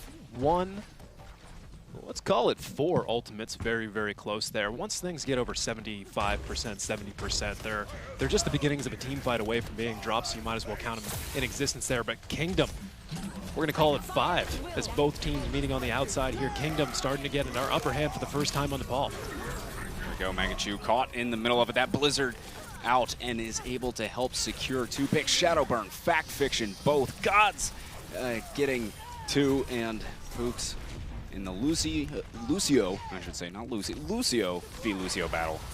Get a couple, and Jesus is pressing forward, getting the freezes, and Kingdom has done a great job of staying in control of this point here. After FaZe took initially, they got that percentage down, and Kingdom has just been rolling ever since then. Gonna force him out the left-hand side. Juvenile's in, big earth shatter. He was hiding the whole time. Pooks, gods, both able to find 2. Jesus getting 1 yet. Look at this, well played by Kingdom, hiding in the corner. The old cheeky strats able to help Kingdom out there, and they are going to give it the old reverse sweep. Absolutely no brakes on the Kingdom comeback train there. Once they took hold of that point, they never gave up an inch to FaZe Clan. FaZe Clan getting pushed into a tiebreaker situation essentially here on out of the best of 3 here on Nepal. They've got to bring it to a close. Oh, look at this, man. He's hiding. There's a big earth shatter. I think he got at least 4 or so on that, maybe 5. With a charge on Factor Fiction and a fire strike, just out of control. Somebody stop this man.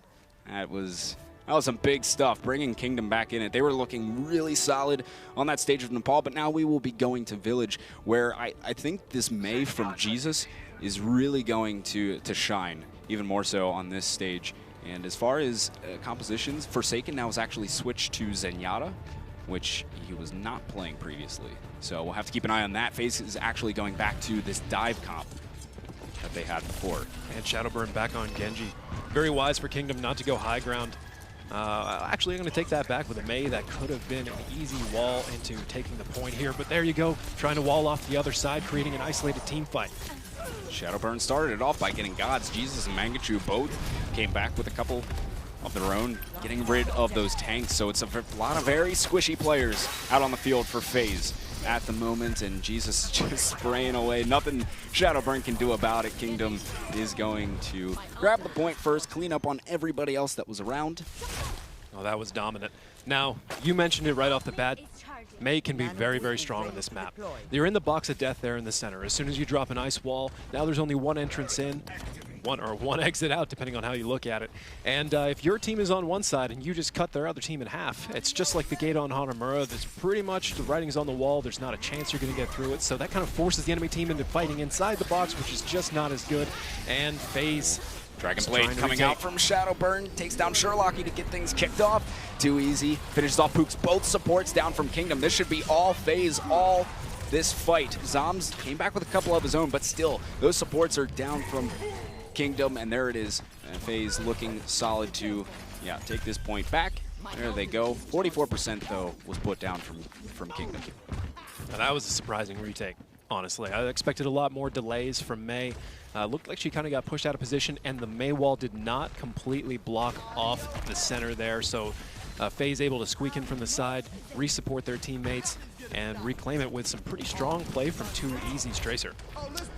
Well, here we go. Kingdom Speed boost push back in. Sound barrier came out from Pooks. Big Earth Shatter from Juvenile. Too easy. He's going to get caught right in that one as you watch him get slammed into the wall. And it is going to be Juvenile continuing to just hammer away. Look at this guy.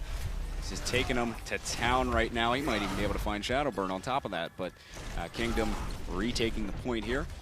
And will let their time continue to tick away. Mangachu's got Graviton. That's the only ult up on the field at the moment. Zombs, though, is going to have it shortly, as well as Shadowburn. It's almost like Juvenile heard us praising Factor Fiction and was like, oh, you like Reinhardt playing? Oh, check this out. And here he goes. Oh, look at this. Graviton coming out. The Biotic Grenade landed on top. A lot of ultimates being expelled here to keep control of this point. God's Mangachu Pooks among the guys picking up on the frags, and FaZe is getting crushed here. Too easy. Nothing he can do about it. Even use the Pulse Bomb, but for nothing, really. I mean, he used it quite late. Oh, look at this. Look at this delay, too. Oh, now this is that bad. is going to stagger Lucio so far. It is going to be extremely difficult for FaZe to get back in time. 10%. They don't have the speed boost for Lucio. They don't have the healing. They're on the ropes right now. Oh, they got to go very quickly, and they're going to be down there. Lucio Sound Barrier coming out from Boots. The Graviton will be landing in there. One pick apiece, and Juvenile is going to be boosted. The Roid Heart just swinging away at guys, but they're doing a good job of keeping their distance. Here he goes. Should be able to find Zombs. Yes, that's 2 for him thus far, and maybe even Shadowburn on top of that, as he is so hurt. There we go. Kingdom is going to hang on here, and they will be taking the ball. Well, lucky us, we're going into map 3. We get to see this keep on going. Great showing coming back there from Kingdom after the first map. It was definitely rough. Yeah, rough indeed, but hey, they got themselves back in. It was good resilience out of them. So what was the biggest difference maker? We see them not take a single percentage on the first point, and then they're able to come back in very, very convincing fashion, take points 2 and 3. What did they do differently in those second 2 points?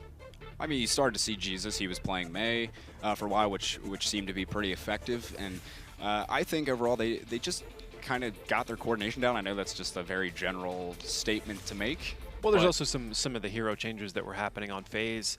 Not necessarily doing their best whenever Shadowburn is on Genji, surprisingly. They were doing a lot better whenever he was on D.Va for the most part. That maybe have to go back and review that a little bit more closely. There was definitely some changes on FaZe's side that made it a lot more strong for Kingdom. I noticed that Juvenile definitely stepped up as the first time we really noticed, and that could have just been our mistake, but we really noticed him starting to have a huge effect on the map, as well as opening up Gods to have much better play. There was their triple tank, their third one was Zarya, and with that Graviton to whole hog was just dominating. That's a great point. We're actually going to go to a replay of that Graviton surge there. Mangachu had his issues in rounds 2 and 3 in the last match, but stepping up so big right here. This is how it's done right here. A Graviton to an Earth Shatter to a whole hog. There's no dealing with that. You put them in one place, then you knock them all out, and then you blast them into the wall, right? That's a team wipe. That's easy. Very, very great play there. So who was the biggest difference maker in this match? After we saw them lose the first control point map, come back in the second control point map, have to reverse sweep it, send us to game 3. Who on Kingdom Esports is the carrying right now? I think Juvenile was playing great. Yeah, he was, I mean, the big Earth Shatter to finish the second stage, which won them that round. I mean, he just seemed to be making some really big plays at the right times. And even on Village, too, he was getting those nano boosts short from Sherlocky, but he really seemed to be making some big impact plays, and I think he was a big part of their victory on Nepal. And we will be moving on to Watch Point Gibraltar for map number 3. Yeah. We've had 2 control point maps in a row. Now we get a payload map. We haven't seen this one yet, and if my prediction is going to hold true, FaZe has to win this one, or Ilios is no longer the golden boy. Well, we'll see. I think this map is probably going to favor FaZe a little bit, I would say, just because they run, I mean, they have Shadowburn on Genji. This is a pretty good map for Genji, right? Shadowburn, he can play Genji here. I mean, I think it's also a great map for Roadhog. It's also a great map for Reinhardt, right? Yeah. And right now, every map's a good map for Reinhardt. I mean, really, a lot of these heroes you can look at and be like, that's a pretty great map for them. But right now, I'm seeing a greater amount of cohesion in the ordered fights from Kingdom, and in the chaos, that's what we mentioned already, FaZe seems to thrive as long as Juvenile just doesn't put everyone to rest on his own for the most part. And I'd really like to go back and watch those matches, probably do it tonight, and really analyze what was enabling Juvenile to go nuts. Maybe he just felt the call.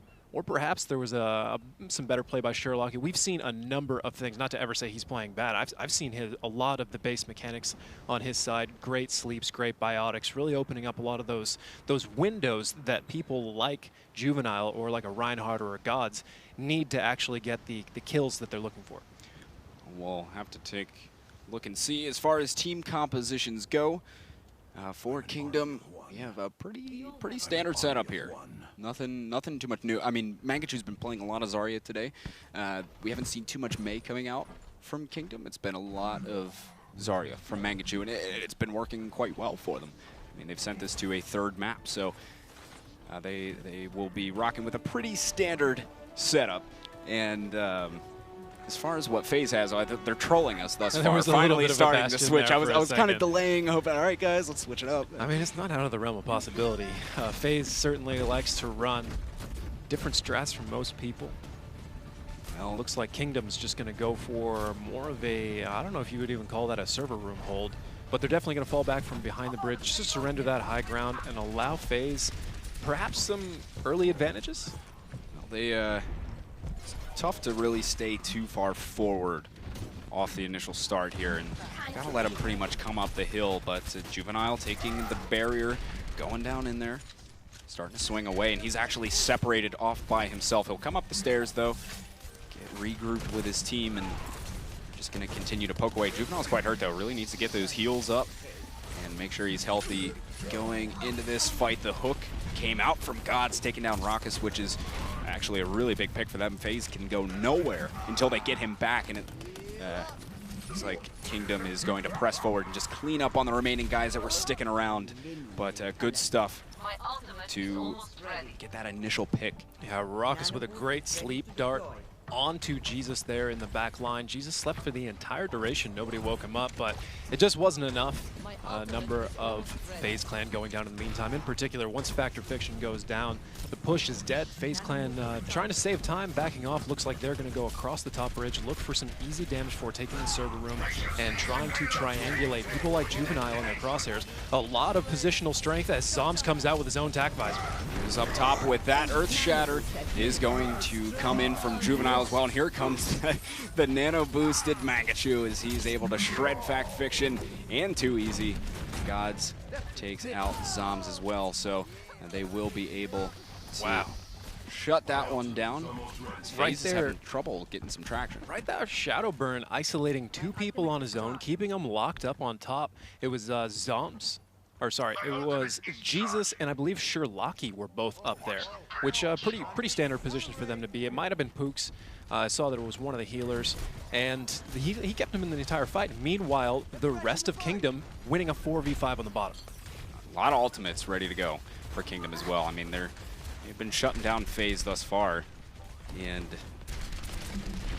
they have a lot to work with. Here comes the sound barrier out on the side of Kingdom, and oh, look at that. The Graviton is going to totally shut down Too Easy, who got the nano boost. Mech bomb coming through. Everybody able to avoid that nice and easy. Tac visor from Jesus, and sound barrier is going to help protect a lot of FaZe from that one. Earth Shatter coming through as well. Fact Fiction charging Juvenile into the wall. Shadowburn is just cleaning up on picks here. FaZe finally starting to gain a little bit of traction. Look at this. Shadowburn in the back line, though. He got that biotic grenade on him. He's desperately trying to finish off Sherlocky. I don't think he's going to be able to. He's giving the jukes to Jesus, man. Finally finished him off, and FaZe will get the first cap, and they will press forward a bit, try and gain some forward ground as well. And that's a great late pick from Too Easy, able to pull in Mangachu. And Shadowburn putting on a clinic right now. That first self-destruct there on the first point of Gibraltar was huge. We didn't see him connect for anybody with a kill. He almost put down Mangachu, Zarya, but the rest of it was zoning people into the right position so that he could actually get those picks. A sleeping Juvenile gonna waste that. Nanoburn, Gods on top, getting Looked like 2v1 for a second, but 1v1 with Gods. Gods barely escaping right now. Shadowburn actually the one that's on the fence. It looks like he's in a little bit of trouble, but Juvenile disappointing. just kind of tolerating him like a mosquito right now. There comes the hammer, and he goes down. This is so disappointing for Juvenile. He goes in, Earth shatters, but Fact Fiction still had his shield down, so he got absolutely nothing with it, and he gets nano boosted. Nonetheless, charges forward, gets slept. Everything just went so badly for him. It's a bit unfortunate. It doesn't matter though, they held, so no harm done. And they are content to go hold this high ground. I like it, they'll go ahead and drop in on them as they just fly on in. And there is a self-destruct coming out, not gonna find anything, but Jesus, Juvenile, Mangachu, all able to pick up a few picks. FaZe is said and done here. Once again, they have nothing to continue this fight. They may even be able to stagger. They might even be able to stagger Forsaken a little bit. Indeed, they will, which is great. Those stagger kills, they add up over time, man. FaZe so regularly gets in the back line. It's sometimes if you forget that they're on offense, if you just took a look at it and you couldn't see any of the icons we have up there, you'd be like, wait a minute, I thought FaZe was on offense, not defense. These are so far behind, and meanwhile, all of Kingdom just steps forward, gets the picks behind, and another conflict here developing. Reinhardt shields, still holding. 4 ultimates actually for FaZe, and Graviton is out from Kingdom. Earth Shatter coming through from Fact Fiction is actually charging Juvenile, but Fact Fiction getting pulled in by Gods.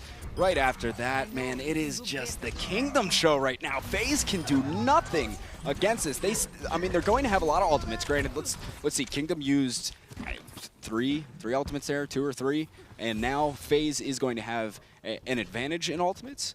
They're going to have 2 support ults, which is great. They'll have Zoms with Attack Visor up. I've actually got to give that advantage to Kingdom. Yeah, They're actually so now close I see to another 3 of them. It looks like a 5v4. Forget what I said. I didn't look at the percentages. Stupid me. So we're going to be just about even at least. Nothing else. So. But in this portion with some of the ults they have out, it's more about who uses them first or who uses them better, not necessarily just the amount right now. A nano boost coming out. Actually, sorry, it's Attack Visor. Attack Visor, Nano Boost onto Jesus as he just sits in the back. The shields were still up though, so he really couldn't find a whole lot of value with it. Zom's working his way forward, and FaZe used a lot of ultimates and really didn't get all that much out of them. Juvenile did go down though, so it's 1 pick in their favor. Gods is actually going to get finished off by the baby diva, I should say, of Shadowburn. Too easy getting Sherlock. He finally, it seems to be every time when FaZe is on the ropes, they have limited time left, they are able to get the cap that they need, but now they get second point. They're only going to have 1 minute and 20 seconds to move forward on this, and they're still charging up a lot of their ultimates, but they just need the pressure for motivation. That's all it is. They just like it when it's harder. Right there, God's holding his ult. That might be a little bit questionable, as it was basically 4 ultimates, first 4 ultimates, but we're going to hold off right now as FaZe still sticking it to Kingdom. Kingdom finally reforming, starting to hold here on this corner, getting a pull, and Zoms goes down.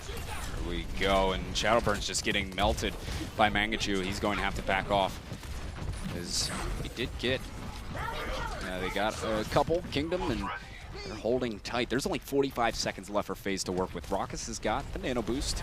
Shadowburn with that self-destruct, but Kingdom is soon going to have the Attack Visor.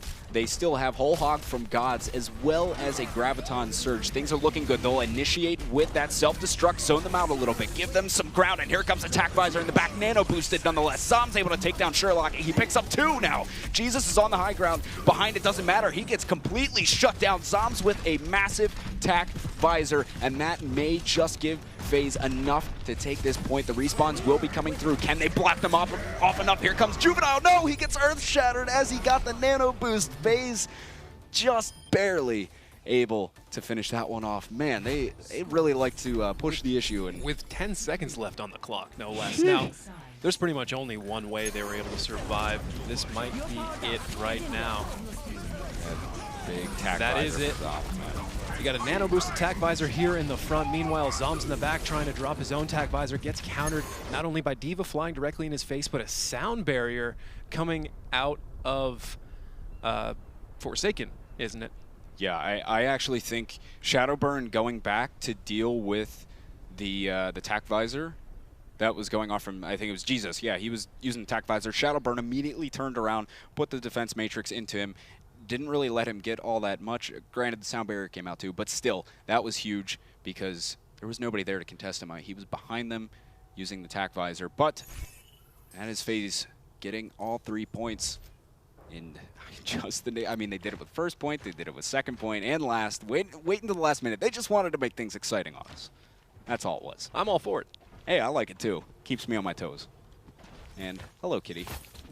That's some good camera work. I like this. Thank you. I really want to encourage teams going forward here to start perhaps tastefully, mind you, creating some nice team murals here in the start when they're waiting to get their offense pushed forward. There are so many cool, taking the chalkboard for a spin, classic things everyone does. Oh, look at this though.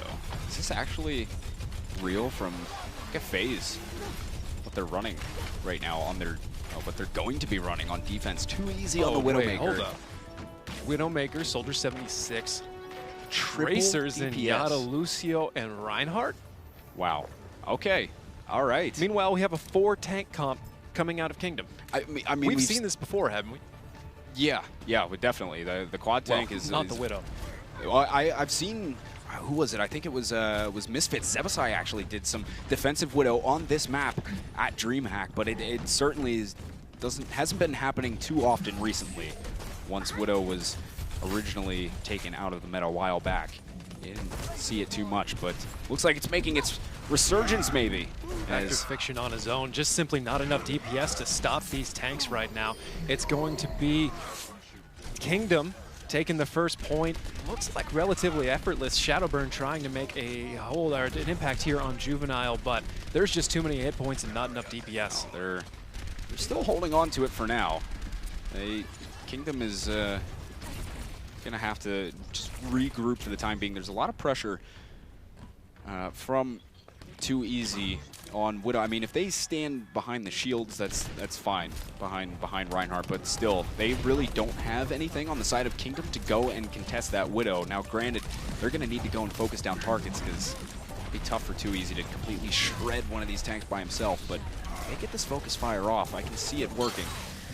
They may, I mean, they have Jesus to contest Eve, I should say. That's about it. Maybe if Gods gets that hook up high, but that's all they really have to contest Too Easy. But here we go. They're starting to come back in. Sherlock, he has it. Earth Shatter is going to be completely whipped by Fact Fiction, and the nano-boosted Jesus going forward here as he wants to go get onto Too Easy, giving him a lot of damage. No, couldn't finish him off. There was a attack visor that came out as well. Shadowburn with the Pulse Bomb is going to get too. That's a big pick for him. FaZe holding on strong yet again here. This defense working out quite well so far. So far, I definitely called it too early. I thought that there was a lot more progress made on Kingdom's side, but perhaps that's part of what's built into FaZe Clan here, is to draw them more and more into the trap, allowing Shadowburn to drop in behind them. They're not necessarily able to turn that shield and deal with him because Too Easy's on the other side. It puts Reinhardt in an awkward situation. It looked like Raucus was working very hard to boop Reinhardt out of the fight, allowing Too Easy to get a lot more of those shots. Jesus jumping up onto the top ropes. Oh, God's barely staying alive. That's a good biotic grenade that landed on him as he got charged, and there was a mech bomb coming out. Not going to find much, and actually God's taking down Raucus, which is a really big pick. They take down Too Easy and Raucus. It's 2 for Kingdom, 3 make it, as FaZe now finally that defense being shattered. It lasted for quite a while though, and worked out pretty good. Kingdom inevitably capping. They will press forward here. They may even be able to get some stragglers. Interestingly, both defenses we've seen on this map so far were basically broken the same way. D.Va jumping onto the top floor, or dropping an ult, and just sort of zoning people out of a general area, allowing their teammates or denying the defensive teammates from really helping anybody. And once they get ahead in that hit points, it's much harder to hold that general situation. So they're not actually going for the effective kills. Looks to be a zoning defense to isolate people. Oh, here we go. God's in with the whole hog, just pressing them back, getting no picks with it, really. Oh, getting pulled in by Too Easy. That's a big hook, and he actually gets Too Easy back with his own hook. There is a Transcendence in the back from Forsaken. Sound barrier as well from Kingdom Esports as they want to work their way back in, but Shadowburn is able to get Juvenile. That's bad news for them, and there's the attack visor out from Zoms just after they get Juvenile. Luckily, D.Va was up and people were positioned well on Kingdom, so they didn't get destroyed by it. But here comes the Graviton into the mech bomb. There it is, baby! Absolute touchdown. Look at that combination. Oh, the Graviton into the mech bomb from Jesus. He's even able to clean up on a Shadowburn as well. Complete team wipe. Excellent coordination from Kingdom Esports there. Nothing else needs to be said. If you had your eyes on the screen, you saw everything you needed to. Here's a replay of that wonderful play one more time. That's how it's done, folks. D.Va has a fantastic ultimate. Sometimes you can get it off on your own, but it's always best with a friend. Oh, it certainly is, and that's his best friend right now. That was a beautiful combination. There was nobody there to negate damage. Fact Fiction wasn't in it. Couldn't get his shield to block it off. And that is a big advance for Kingdom as they still have 3 minutes to work with. Pushing on to this final point. They also have a whole hog and nano boost to boot. Shadowburn, oh, the slept Shadowburn taken out. Things already falling apart for FaZe here. And that will be even more ultimates used on the side of Kingdom. I'm not sure as though they necessarily needed them, but still they want to really hammer it home here, make sure that they just finish it right here, right now. Good bubble onto the Zenyatta Forsaken, but no, it doesn't matter, man. They are just slamming FaZe on this final point. Ever since they got that mech bomb off, it was just straight cruising into the end, and we will see a bit more time for Kingdom on the board. This is the map that's going to decide it all, and a minute and 41 advantage for Kingdom. So coming into this, definitely on the first attack, it looked like FaZe was going to have a time that's hard to beat. You don't frequently see that. That's worth watching the third time. I gotta watch it again, man. That was beautiful. Sorry. Anyway, as we can you just were make that the saying, rest of the show, David. as far as I'm really, concerned. Just play that on a loop. Yeah. We'll be back in an hour. Yeah. But anyway, we'll see. We'll be going back, and it will be Kingdom on the defense this time. FaZe looking to push. They only have a minute to work with. That is going to be tall orders. They got to make some stuff happen and make it happen quickly on the side of FaZe. Yeah, Jesus switching to Mei as well. Always great for delay tactics. Bastion sometimes, but you know, especially against a team like FaZe with Too Easy and Shadowburn, that's generally not a good idea. A lot of people there capable of handling that. Sure. So I mean, it is Kingdom good to see. Going for a different defensive strategy. Perhaps this is intended to be a surprise. They are lined up on the second floor. They are all very well hidden. If anybody jumps onto this gantry up here, they're in for some seriously bad news. This is kind of what I wanted to see out of FaZe. I thought they were going to run this dive comp. Now look at this. Kingdom is hiding up top. Not something you see all that often. They are just going to jump down. Shadowburn may get frozen. Yes, not taken down by Jesus right away. Forsaken was able to get gods, but Kingdom playing very aggressively to start this defense, and it might bite them as Forsaken, Too Easy, both able to grab a couple here. And look at that. They have been able to totally shut down Kingdom, who are just playing so aggressive up top. Well, hindsight is 20/20, so it's easy to question their judgment on that one. Every single meter matters in this scenario, so I see what they were trying to do. They wanted to get a nice cart wipe, so the instant they got on their side, they essentially would win. But you're playing a very big game. Perhaps they have the timing worked out. It looks like they do have the timing worked out, so ultimately, pretty much a net zero risk. This is where they would have stopped it otherwise, so great play from Kingdom. Gotta make big plays here. Too Easy is in the back line, just trying to deal with all those squishy Shadowburn and Too Easy. Look at this. They're already able to find two. Rock is finishing it off. Dragonblade, I should say, comes out from Shadowburn. Gets Sherlocky. They're still scrapping it out on the point here, but FaZe is looking good to continue pushing this cart. No, Mangashu's actually melting people alive. Forget what I said. He's still very much in this, but he's battling it out with Winston on the cart. FaZe needs someone to stay there. Fact Fiction's gotta stay alive to keep FaZe in this one here. He's still battling it out. Zoms comes to his aid, and they're finally getting the reinforcements. Graviton comes out. That may keep them off the cart. Look at this. They wiped them. Graviton perfectly placed. They were too far away from the cart. Caught in the Graviton. Couldn't get back to touch it. And now all Kingdom needs to do is just push past it. Strategically, that's amazing. Right there, that's how it's done.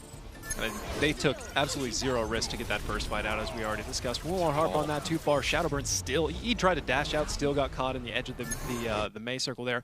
Not only did they effectively risk nothing by trying that very, very early push, no sort of middle ground, but right off the bat, but they got a lot of ult charge. Now, that kind of goes both ways, but as we saw right there, when you're running something like a May, your ult charge on defense is debatably more important. A Graviton to May's freeze is virtually game over every single time it's fired at that point in an overtime situation. So I really like what I'm seeing out of Kingdom. It's going to be difficult for FaZe. Well, that's a pretty tricky location on the card. 50-50 on whether that's easy to get to or very difficult to get to. The Gibraltar, this turn right here is... I mean, I gotta imagine though, with 3 minutes and 30 seconds for Kingdom, this is... That is true. I mean, it's not a given. That is true. Obviously, it's not a given, but it's looking pretty darn good for him, I gotta say. This is the tournament life on the line for FaZe, so I mean, they gotta come up with a big defense, my friends. And if Kingdom is able to get that cart up to where FaZe had left off, they will move on to play Kungarna in the finals. So this is a very big defense about to happen from FaZe, and pretty much standard setups from both sides. Going Like back you to their said, safe haven. Trip to the final match and potentially automatic qualifier into the group stage here on the line. 3 minutes for Kingdom. The goal just in sight. FaZe is going to have to put up a Herculean defense to stop them. Here they go. Will be starting in the charge out immediately. Too easy might be a quick pick. Oh yes, he does go down. Mangachu finishes him off. It's a 1-for-1 trade so far, so very much in it still. But you gotta be careful as look at this FaZe is starting to get, well, they're still scrapping it out here. Odd positioning on both sides. Oh no, here comes the mech bomb out. Shadowburn's able to actually grab two there. It's Gods and Jesus. It's big stuff from FaZe so far. Shadowburn with 3. That's certainly a chaotic first fight, but FaZe always having, at very least, a very small edge in all of it. They had better positional play in a lot of it. One of the tricky parts, though, is Kingdom always has the healing from the cart, so a little bit questionable that they were allowed to get pushed so far off of that, because that could be just a deciding factor on its own. It does provide kind of a long a specific place for them to be, but we won't keep getting into this theory crafting conversation. We'll leave that to the pros. Taking server room for Kingdom. FaZe right there on the corner in a pretty strong position. Sherlocky nano boost ready. And Forsaken, Fact Fiction, Raucus all have theirs. Juvenile's got that biotic grenade on him. Kingdom's gonna have to wait until he can get healed up before they initiate, but a lot of ultimates out now for Kingdom. Zom soon is going to have a Graviton Surge, but for the moment, Kingdom has more ultimates. This would be the time to start working in here. You don't want to waste time in these situations. Here they go. Earth Shatter out, but the shield getting put up in time. Graviton, here comes the self-destruct as well. Look at this. Shadowburn fights too. FaZe is holding on, at least for now. There's still 1:15 left, but they are crushing them. They had to use a lot of ultimates to make that happen, but they are still holding on. 1 minute left for Kingdom. They'll have 2 ultimates to make that 3, as Mangachu and Jesus 4. Apparently I can't look at percentages, but they're still in it, David. And the situation is now roughly equal to what FaZe just had to go through. 1 minute on the clock. They have to push it to the same location in order to win. Kingdom coming in with a lot of ults, though. This is going to be FaZe on the rocks. This is going to be very hard to fall, or very hard to hold this. Kingdom trying to come up the stairs from the left side, coming into the backside. Shadowburn getting nano boosted. Graviton out. Go, Jesus looking to get the self-destruct. Gods with 2, Jesus getting 1 as well. Now maybe Kingdom has the chance to finish this one off. FaZe dropping like flies. It's only Shadowburn left alive. He's a baby diva, and now he is no diva. Kingdom is going to be able to drive it home. They are going on to the finals. Qualifier number 1. Oh my. Whew. Certainly been some good games so far. Yeah. Kingdom versus Kungarna. Yeah. Is that in any way what you guys thought was going to be this first qualifier? That's what I was about to say. I was like, there was no way at the beginning of today. I was like, yeah, Kingdom and Kungarna finals. Not Cloud9, not NRG, not Complexity. Cloud9 being the most surprising one to me out of that. Kungarna, it's not a total surprise. Them beating Complexity, that's somewhat of a surprise. Same thing with Kingdom here, especially given their roster changes. They looked like a very, very strong team, but having come together so recently, it's one of those situations of, well, they have all the elements, but can they make it cohesive at this point? They certainly can. They seemed, in my opinion, more cohesive than FaZe did throughout pretty much most of the fight. Shadowburn, really one of the main reasons they were actually, FaZe was actually even able to hold that defense. And as soon as the ult advantage went onto Kingdom's side, just the way that they were stacking all of them in the right way is pretty much writing on the wall for FaZe. Man, and as we get this replay going here, who do you feel like was kind of the MVP of this match? Oh, good question, man. 'Cause there was a lot of great play from everybody. I mean, Gods was playing quite well for Kingdom. You saw, honestly, it was a good team effort across the floor. Yeah, Mangachu. I mean, we really haven't really given solid on Zarya, man. We really haven't given him that much of attention on it, but here was a one-on-one, actually a one-on-two. He took out too easy, then he held against a Winston for a while, and one of the most amusing and awkward 1v1s you can see in a situation like that, a Winston versus a Zarya. They both pretty much just wait for his shield to go away, and then they wait for her shield to go away, but he had some pretty strong play. He was the reason why FaZe only got as far as they did, dropping that Graviton. But as we said before, I mean, every element of the team matters to some extent. Sure. And, well, let's go ahead and give it to Mangachu. Why not? Mangachu it is. Sure. Mangachu it is. It'll be interesting to see how they move forward with this one. There was so many incredible plays that happened. We saw FaZe on the first point just like barely eking it out to every single checkpoint, and then at the very end they have the D.Va ult that zones everybody back, and then the boosted attack visor that wipes them out and is able to push it through, and it looks like, oh, they're playing so well, but then Kingdom Esports just comes through and steamrolls all the way with the amazing quad D.Va ult. Sure. Amazing plays on both sides. It was a great match. It was a lot of fun to watch, man. I like we said, was not expecting it at the beginning, but I think a lot of these additions that Kingdom has brought on has really worked out well for them. Some of the new players, like Gods, Pooks, some of these guys that have played on like NRG and whatnot, they're coming in, they're making a big difference for Kingdom, for sure. I'm still waffling back and forth. Every time we bring up one of these subjects of an MVP or somebody who had a significant impact, I sit there and argue with myself until probably tomorrow's broadcast. I'm still going to be going back and forth on this. I mean, Shadowburn was a huge part of why FaZe even stood a chance in that match. Not to disrespect the rest of FaZe, but I mean, Too Easy definitely playing it in the clutch as well. But thinking back on it, we did have the gigantic self-destruct, which was set up by Mangachu. We also had the game-saving one. Yep. I think I can finally rest easy. We're going to go back with Mangachu on that one. Just leave it on Mangachu there. And FaZe, don't come back to me on it. I'll just keep changing on it. We'll leave it on Mangachu. We'll give it to him. Hat in the bag there. But FaZe on defense. On two different times, we saw two completely different team comps. One where they had only one tank with the Reinhardt, and then they pulled out the quad tank in the overtime situation. In neither situation did they really make much more of a difference. Like, is there something they could have done differently here on defense to give themselves more of a chance, or did they just need to do the first point faster? I mean, first point faster is one way. Sure. That's, you know, I mean, that's one faster option. is always a good path to success. Yeah. You know, that's a complicated thing on its own. It seems to be that while there's a lot of strength on FaZe, when we talked about this from the very beginning, they do a lot better on King of the Hill style maps where they can leverage that chaos and kind of that fast-paced target acquiring play that both Shadowburn and Too Easy are so good at. Now, there's got to be something to balance that out in the end, and perhaps there's a chance that they're trying to structure around them too much instead of letting them, I don't know. We need to talk to the teams.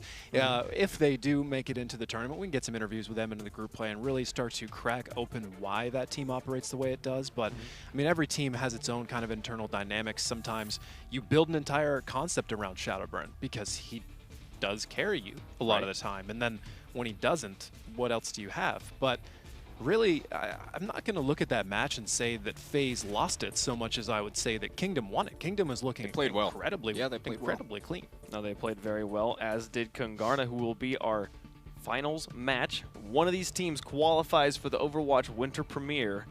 It's all coming down to this, guys. We're going to start with Kungarna. We've seen both these teams play very, very well. How do you feel that these two teams match up? What is Kungarna bringing to the table right now? I mean, they have some excellently mechanically skilled players. I mean, the guys that can aim their butts off. You got, you know, Baby Bay. He's great up there. Yeah. Personally, from what I've seen so far, there's a lot of established talent on Kingdom. They certainly just went up. You could claim that FaZe is a better team than Complexity in that situation.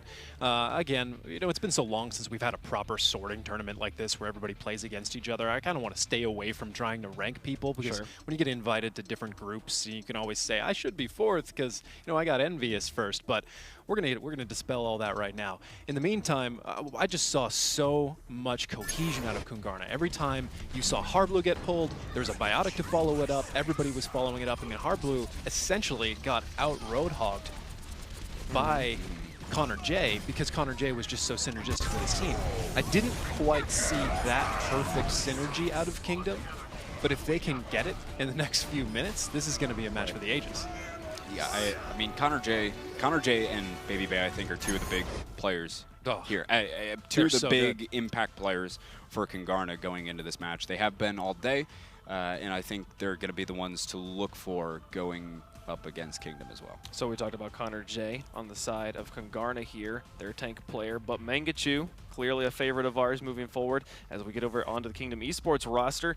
What do these guys bring to the table? What do they need to do to shut down this well-ironed-out team of Kungarna? Well, I mean, Mangachu's been playing really solid on Zarya, as we've said. He's been looking great, even though Zarya isn't the biggest, the best of picks at the moment. Still very viable, very good. And you have Gods, who's really showing up as well, I think, and Jesus not too shabby himself. That's Juvenile, Los Angeles. You might have to stop by the studio at some point. But back on topic here, you know, Mangachu's been playing the Zarya, and as you said, I wouldn't necessarily go so far as to say that she's not the best pick right now, but she's certainly in a debatable place in the meta, right? Like we saw before, even with a dive comp where she's typically absolutely pivotal for her shields, we're seeing that she's not being used as much simply because D.Va is so strong right now. So the way that we've seen Kingdom play so far, they haven't played necessarily your standard bread and butter 3 tanks meta right now. But a meta. And Kungarna has. And they're playing it with excellence. And right now, usually, well, not just right now, but usually the meta is the meta for really, really good reasons. So unless Kingdom somehow has a trick up their sleeve that's going to derail that, Kungarna has been playing so cohesively with the best picks around.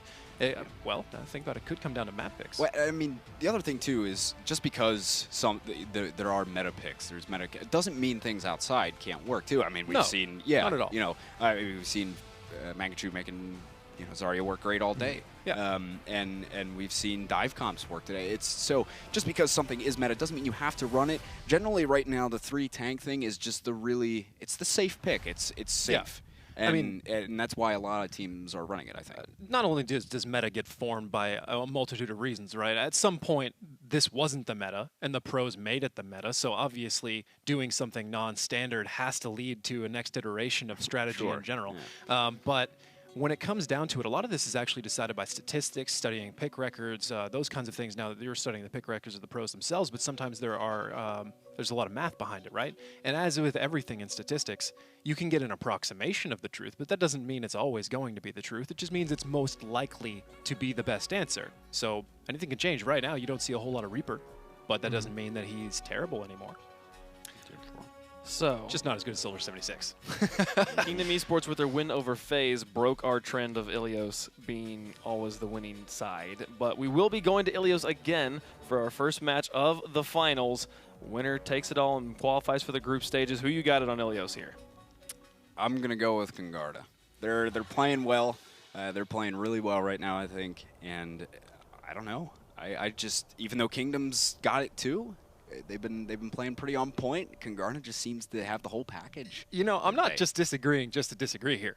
And a lot of the time, so far, I've been hyping Kungarna, but this map in particular, I think Kingdom might have been tested more thoroughly going into this. They just played out of the top 4, questionably the best team at King of the Hill. They dealt with the too easy and the Shadowburn situation we already talked about with Mangachu on Zarya, which is always strong at King of the Hill. And that might have made them better prepared to face off against Kungarna in this situation. However, there's other factors. Kungarna has now had roughly an hour to study Kingdom. they've had a chance to break, or a chance to take a break. That could be something that let them cool off, and that's a bad thing. Or, you know, perhaps you could argue that Kingdom is hot, but either way, we're about to find out. Both teams clashing on the outside of Ruins right now. Ooh, Juvenile getting that charge off the start. Mangachu melting Remix, and 1 pick, 2 picks already going to go in favor of Kungarna, but they do get 1 back as Baby Bay gets Pooks. Either way, it seems as though Kingdom has definitely got the first point here, getting all those picks. Kungarna, I should say, are going to have to regroup here and get ready to push from Winky Face. Well, definitely chances of them being cold. We know Kingdom is hot right now. Kungarna reforming. They are running a standard 3-tank meta, exactly what we expected out of them. Kingdom still holding, repelling quite well. A nasty biotic on Connor J is going to repel him all the way back. So far, Kingdom looking incredibly dominant. Yeah, they're taking it to Kungarna here off the start. 30% for them down. Still a lot of game left on Ruins. Long ways to go. No switches yet for Kungarna. Still got exact same comp running, but we will be seeing a fight here in a sec. Baby Bay has that attack visor. Sherlocky with the nano boost on the side of Kingdom, but Baby Bay getting hooked and shut down. Gods and Connor J both able to find a couple of picks here, and Jesus gets the nano boost as he just goes forward, trying to shut Connor J down and dish damage at the same time, and he has a self-destruct nonetheless. Michael getting boosted by Blam there, and Michael actually able to finish off Gods. The Graviton came out, but there was no way they were going to have that happen. Here comes the Earth Shatter. Oh, there it is, and into the mech bomb. Jesus gets 2 in return, too. Look at all these self-destructs. Baby Bay gets 2 of his own. It's just 2 for 2s left and right. Michael finally taking down Juvenile, and Kungarna gets themselves on the board here. They'll start to count down. Count up. They may be warm now. We're about to find out. Kingdom with a very strong showing here right off the bat. Very oppressive, barely letting Kungarna out. Kungarna having to fight tooth and nail to get out. Baby Bay's Tracer definitely coming in the clutch here. Michael, fantastic diva throughout this entire tournament. Keep an eye on him. Baby Bay on Tracer as well. He's just in the back line, creating a little bit of havoc, disrupting them as he's trying to get onto those squishies. Gods missing the hook on him as well, so hook down. But that's no problem. Jesus going through, getting Remix start off sound barrier. That's what that thing's called. It coming out from Kungarna, and the pulse bomb unable to connect onto anybody from Baby Bay. And nano boost off onto Mangachu as he is just melting guys right now. Connor J amongst the melted, and still fighting it out on this point though. It's a scrappy fight back and forth, and an Earth Shatter came out from Juvenile. He'll charge. Did manage to catch something before dying, but Baby Bay is just cleaning up on a lot of damage. Michael as well. He's got Mangachu who's hurt. He's going to try and hunt him down. And there's the cleanup crew of Kungarna. They are going to hold on to the point, at least tie things up in percentage, possibly take a lead as well. Juvenile seeing what was coming, jumping off to his death. Number of good reasons for that. As many of you already know, you don't want to provide the enemy team any sort of ult charge if you can help it. And also, you rejoin the rest of your team at respawn, so a lot of advantages. Good thing to do if you see that you are done. Double charge coming out of both teams, and a Graviton landing on a Kungarna. Here comes self-destruct in. The shield was there from Remix to keep that at bay. And 2 players down from Kingdom. Kungarna looking pretty good. Here's another self-destruct yet, but nobody is home for that one as Michael isn't able to get any picks. Jesus kicked out of his suit, and Juvenile coming back to the point. Remix got 2 in the process. Kungarna is looking pretty good here. They have the numbers advantage in this fight, and Pooks is desperately trying to get in. Juvenile's got the biotic grenade on him, though. He can't get healed up. Kungarna is holding on here. Gods is going to have to delay big time, but no. Shut down by Baby Bay. They tried running the counter tracer, mostly just to get back to the point, but it's all up to Mangachu. Now he's got to touch it. Get back in, man. But no, he can't. And look at that. Kungarna taking first round. That's a dangerous precedent for Kingdom. Yeah. A lot of great bleed and a lot of great diva play in this match so far. Here we go. The replay. Oh, this went both of them. Got a couple here's Michael. He already got 1 off the start. 2. Boom. And another more. 2. Rack him up. And Baby Bay in the back. And that was kind of the makings of the first part of the comeback of Kungarna. Looked like Kingdom did come in more ready to play. Kungara rising to the occasion very, very quickly, though, not even losing the first map of Ilios here. Giving up about 70–80%. Coming back with a very strong hold. Moving on to Lighthouse. Baby Bay still on Tracer. Keep your eyes on this man. He's been pulling some magical tricks. He's a big difference maker for Kungarna in the later stages of Ruins. Here he's already starting to work his way in, just harass these guys as Kingdom is first going to be standing on the point, but oh no, Baby Bay actually getting hooked and taken down. Kingdom with 2 picks already. There's not much hope for Kungarna here. Yes, they will be. Gods don't play that game. You want to play the mosquito pest. It's not going to work out. It only takes 1 hook for Tracer to be sent back to the drop ship. God's finding it. Letting Kingdom get that first cap. It is a good pick. And we're going to be back to square one. Kingdom starting to knock away at it. Michael actually able to snag up Jesus for a kill. And that will get things started for this push. Baby Bay 2 health is just trying to. Oh no! Right sad. click. God, just all over him. Waited too long. Nano Boost is going to go out. Blam sends it off, but Connor J has got the biotic grenade on himself. He has to just wait this out. He's not going to be a part of this fight. Now working his way back in. Whole hog in hand, and he is just going to, well, it was only Diva around, and here comes Reinhardt charging through Juvenile, but he was blasting him back. Doesn't matter, though, because Kingdom is still putting up a fight here. Not for long, though, as Michael cleans up on a couple, and Kungarna starting to get their time on the board. Baby Bay is working on the ult, but Kingdom has 4 ultimates at their disposal now. Make it 5 as Pooks gets Sound Barrier. You are correct on that, Kungarna. 1 ultimate I remix is Earth Shatter. That might be all they need. Very close to a nano boost from Blam. Goes self-destruct in with the Graviton. It does get 1. Takes down Connor J. Mankachu is able to get Ajax. So, I mean, that's 2 picks for Kingdom already. Things are looking great. They should win this fight, no problem. And yes, indeed, they will. Pooks getting 1. Baby Bay only able to get, well, he gets a couple. He's keeping a minute, make it 3 instead for Baby Bay. Why not? The guy is able to pick up a lot, but it's all for naught, really, because Kingdom gets the point in the end.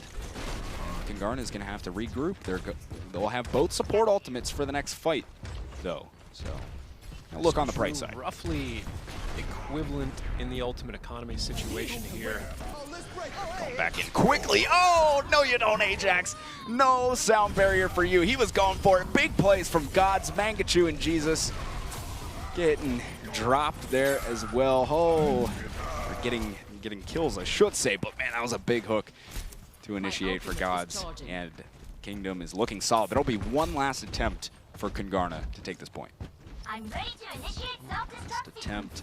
They got a self-destruct, sound barrier, very close to another Earth Shatter, another Pulse Bomb. Pulse Bomb, yeah. They have all the makings they need to retake this, but they'll have to hold it for 60%. Kingdom and Kungarna. Oh no, again, Ajax! That's 2 in a row. He gets knocked off as he tries to use his ultimate, and here comes Kingdom. They're getting all the picks that they need. There's 4 down for them. It's Baby Bay, the only one left alive. And look at that. Kingdom is going to hold on. Poor Ajax, man. That guy getting interrupted in his ult, he couldn't get it off. First he gets hooked and killed by Gods in the middle of his cast time. And he gets shoved off the cliff. I can't believe it, man. I hope we got replays of that, because that was awesome. Kingdom didn't want to break it down. No, there was no breaking it down. Here you can see Juvenile getting nano boosted. And Gods going big. There was a lot of flying Roadhogs off the side of that cliff. Every once in a while you see that desperation hook just pop over the railing, and I didn't even see him get bumped, but you know already what happened. Oh, Trying to take somebody with him. Sad, man. Misery loves company. Thy name is Roadhog. That is the definition for Ajax on both of those ultimates, trying to get them off. That is the definition of just sad. Like, just very sad. But here we go. It's tied up 1-1 on Ilios. This is our first map in the best of 3. And we are heading to Will as we speak. So let's take a look. Oh, Remix getting thrown in there, and the big hook from Gods will send one down into the pit. That was Connor J. Pooks a little finishing damage on him, but here we go. Mangachu is just going to melt every day of the week, that diva. And Blam goes down, so Kingdom will have no problems taking the first point here. Anna always dies the longest. Every time you hear her fall, I swear her scream is twice as long as anybody else's. Things that I notice. Takes half as long to fall. That would be... oh, great hook in from Gods, and is actually able to help get that pick. That's a really good hook. Taking down Baby Bay. Juvenile was the cleanup on the first one, but he takes Remix down on that second with the charge. And that'll just stall things out even longer here. Kingdom will take this percentage all day. Well, whatever kind of hot streak Kungarna went on map 1, they've yet to find that same kind of cohesion again on map 3. Stage 3? Stage 3. Yeah, sure. Stage 3. But here we go. Blam gets Juvenile. Juvenile was able to get Baby beforehand, and Michael getting that nano boost. Anna is very hurt for the taking back there. Lived long enough to get the biotic. Doesn't matter, though. Michael will continue to come away at it. But, I mean, Mangachu is just melting Michael right now. And he's got no chance to move in. Every time Mangachu is just sitting there waiting, and he's making Michael pretty ineffective for the most part so far through this stage. Well, one of the best counters to a good diva is a very, very good Zarya, so that makes quite a bit of sense. We have ults for Kingdom on diva, 1 out for Zarya, converting it into a 4K. There's another huge Jesus. one from Jesus. I was just waiting for it, the anticipation. Graviton into the self-destruct from Jesus. He ends up dying in the end. It doesn't matter, though. He just crushed them. I think that was at least 5. And that's another big self-destruct out from Kingdom. We've seen a few today. Great combinations off of that Graviton. Now Kungarna really needs to get moving. They don't have a lot of time to work with here. It's 99%. Jesus starts things off, taking down Ajax, and Gods may fall here. Remix able to finish him off, but no, still the picks going in favor of Kingdom. Connor J desperately trying to do something. He's got the biotic grenade on him. It should be just about all said and done here. Boostio! Boostio indeed. A little, let him take a victory lap. Take him for a joyride, but that is Kingdom, man. Looking solid there. That was pretty intense. Whether they were able to shut them down. Round number 1, it was looking like Kungarna was just going to be in normal form, but then Kingdom's like, all right, we got you figured out, and we'll take the next 2. Thank you very much. Yeah, just solid play from Kingdom towards the end there. I don't know what it was on the last stage. I think part of it was Mangachu really just shredding. I mean, shredding Michael really all day long. Michael, in other maps, he was pretty effective. But, I mean, he really didn't seem to get, at least that I noticed, a whole lot of anything done. Well, you talked about at the end of the last game how Zarya isn't played as much because Diva is just so strong, and their answer is, well, let's just play them both at the same time. And we've seen time and time again, Mangachu and Jesus meeting up and making those ridiculous ult situations where it just draws them all into one place and then puts a bomb in the middle of them and blows them all up. And it's just amazing to watch these two play. It's been very impressive to watch. Yeah, it's started to see a lot better coordination, I think, coming from Kingdom. And I don't know. Kungarna is still very much in it. We've seen what they can do, and especially on hybrid and payload kind of maps where they can really flex that overall cohesion. Which Here's another highlight of that Graviton from a different angle. Oh man, we've seen that a lot today. Yeah, a lot from them. That combination is so good. It's a lot of fun to watch. It's one of the more popular ones. Even if you're not getting kills with those self-destructs, if nothing else, if you're setting them in there, it can do a great job of zoning, getting people to move around. I mean, get them in positions and you get some of your guys to go catch the guys out of position that are just trying to hide from the self-destruct. That's always one of the most fun things when you watch professionals play, right? There's always the low-hanging fruit, the things that are obvious. McCree getting nice headshots, of course, right? But you always try and look for the secondary things, those things that maybe don't make a whole lot of sense or aren't as obvious on a surface level, like, oh, that was maybe kind of a bad self-destruct. Like, didn't get anybody. It never even stood a chance of getting anybody. But once you get to those higher levels of play and you start really thinking about it, sometimes, yeah, pros do make mistakes, but a lot of the time what you thought of as a mistake is perhaps has some sort of intent. So we have another map making its debut on the Overwatch Winter Premiere. Kings Row will be map number 2 of our finals from day number 1. Got a hybrid map here. Who are you guys feeling is up here? Is Kingdom just going to keep on steamrolling, or is Kungara going to be able to bounce back? I was watching Kungarna earlier on this map. I forget it was who they were playing, their first game in the round of 8, but they... Selfless. Selfless, yeah. Good thing I got him here. I mean, they were really playing well. They had Michael doing his diva thing, as he normally does. They had Baby Bay playing Tracer, and they were just all over those guys in the back line. Now, granted, they didn't actually win Kings Row against Selfless, but they still played really solid, and it was a super close game. I think Kungarna looked good on it. But Kings Row is a great map for Roadhog. Definitely. Yeah. You have the first gate. You have pretty much every single one of those corners you have to go through on the final point. Has a huge opening for a Roadhog. And in those circumstances, right now, Gods is just so comprehensive, so impressive on his Roadhog. That's going to be something to watch out for. I mean, if there is a map style that I would say Kungarna has shown to be best at so far, for themselves, right, in comparison to themselves, it's definitely a hybrid map. So this is their chance to shine. But right now, with the way Kingdom is looking, just running a pretty standard tank meta, exchanging Diva for a Zarya, because apparently why not with Mangachu when they have to go head-to-head. It does stand a very good chance of shutting down Diva, but I really think that Kingdom is just showing...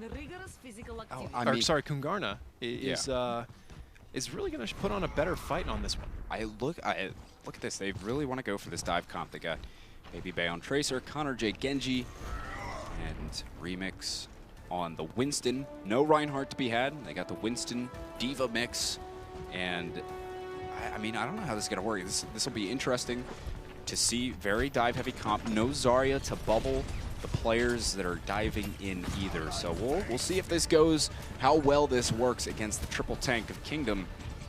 And they're going to get things started right now, just picking out who they want to go for. You do have Jesus, who is sitting up top on the high ground in the back, and it will be them jumping in. Connor J. Oh no, Ajax actually getting hooked in off the start. Connor J is going to get a trade on that as he takes down Gods, and they're just poking back and forth here. Remix actually able to get Jesus so far.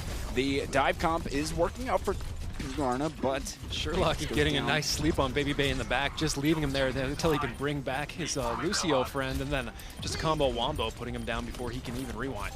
And we'll be on the point. That's a really good biotic grenade, and the self-destruct flying through, and it's going to hit Pook's way downtown.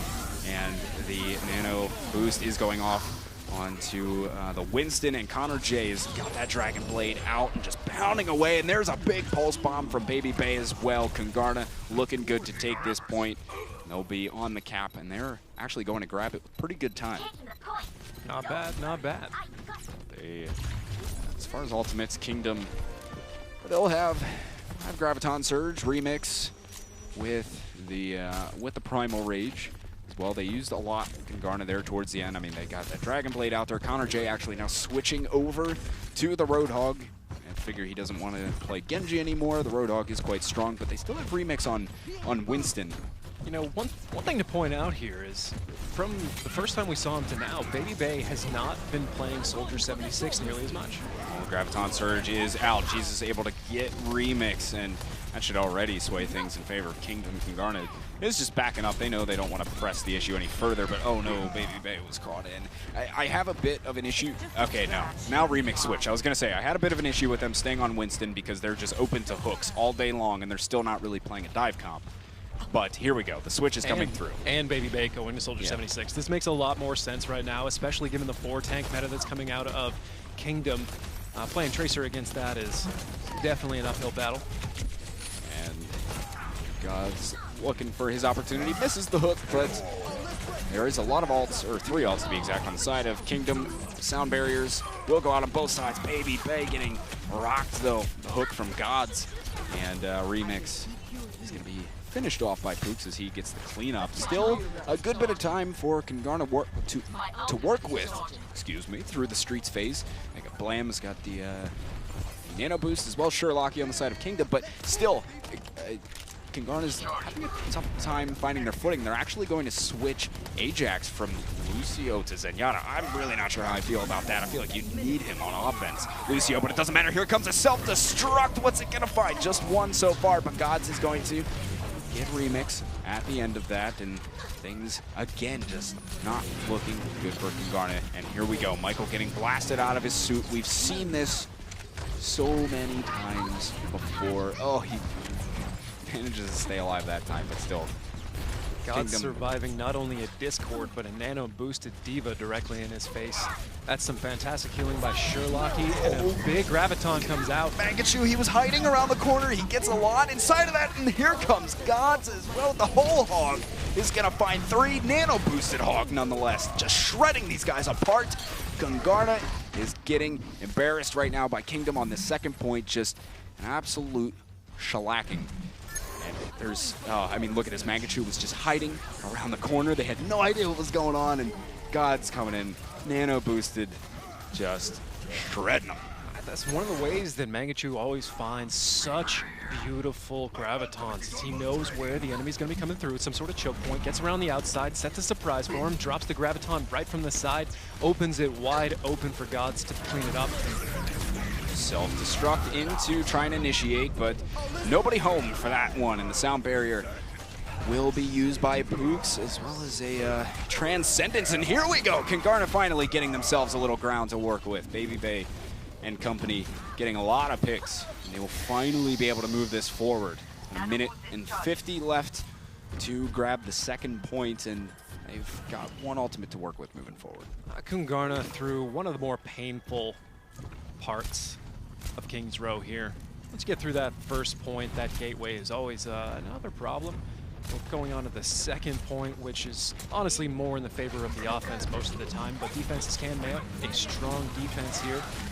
Here we go, initiating yet again. Connor J is gonna start things off this time, and he's got the nano boosted whole hog as he grabs up 2 kills. Couldn't quite land the hook onto Pooks, but that will be enough for them to go and get this second point. And good on Kingdom to not really use any ultimates there to try and stop that, just delay a little bit. You don't want to invest too much to stop that second point, because if you do invest a lot there, you don't have anything to defend last with. And see, look now, they have the ult advantage, and they can take a fight here as they start to move in. Juvenile, look at that, getting the charge, taking down Baby Bay. The self-destruct will come in from Jesus as he is going to get some. Kingdom will win this fight.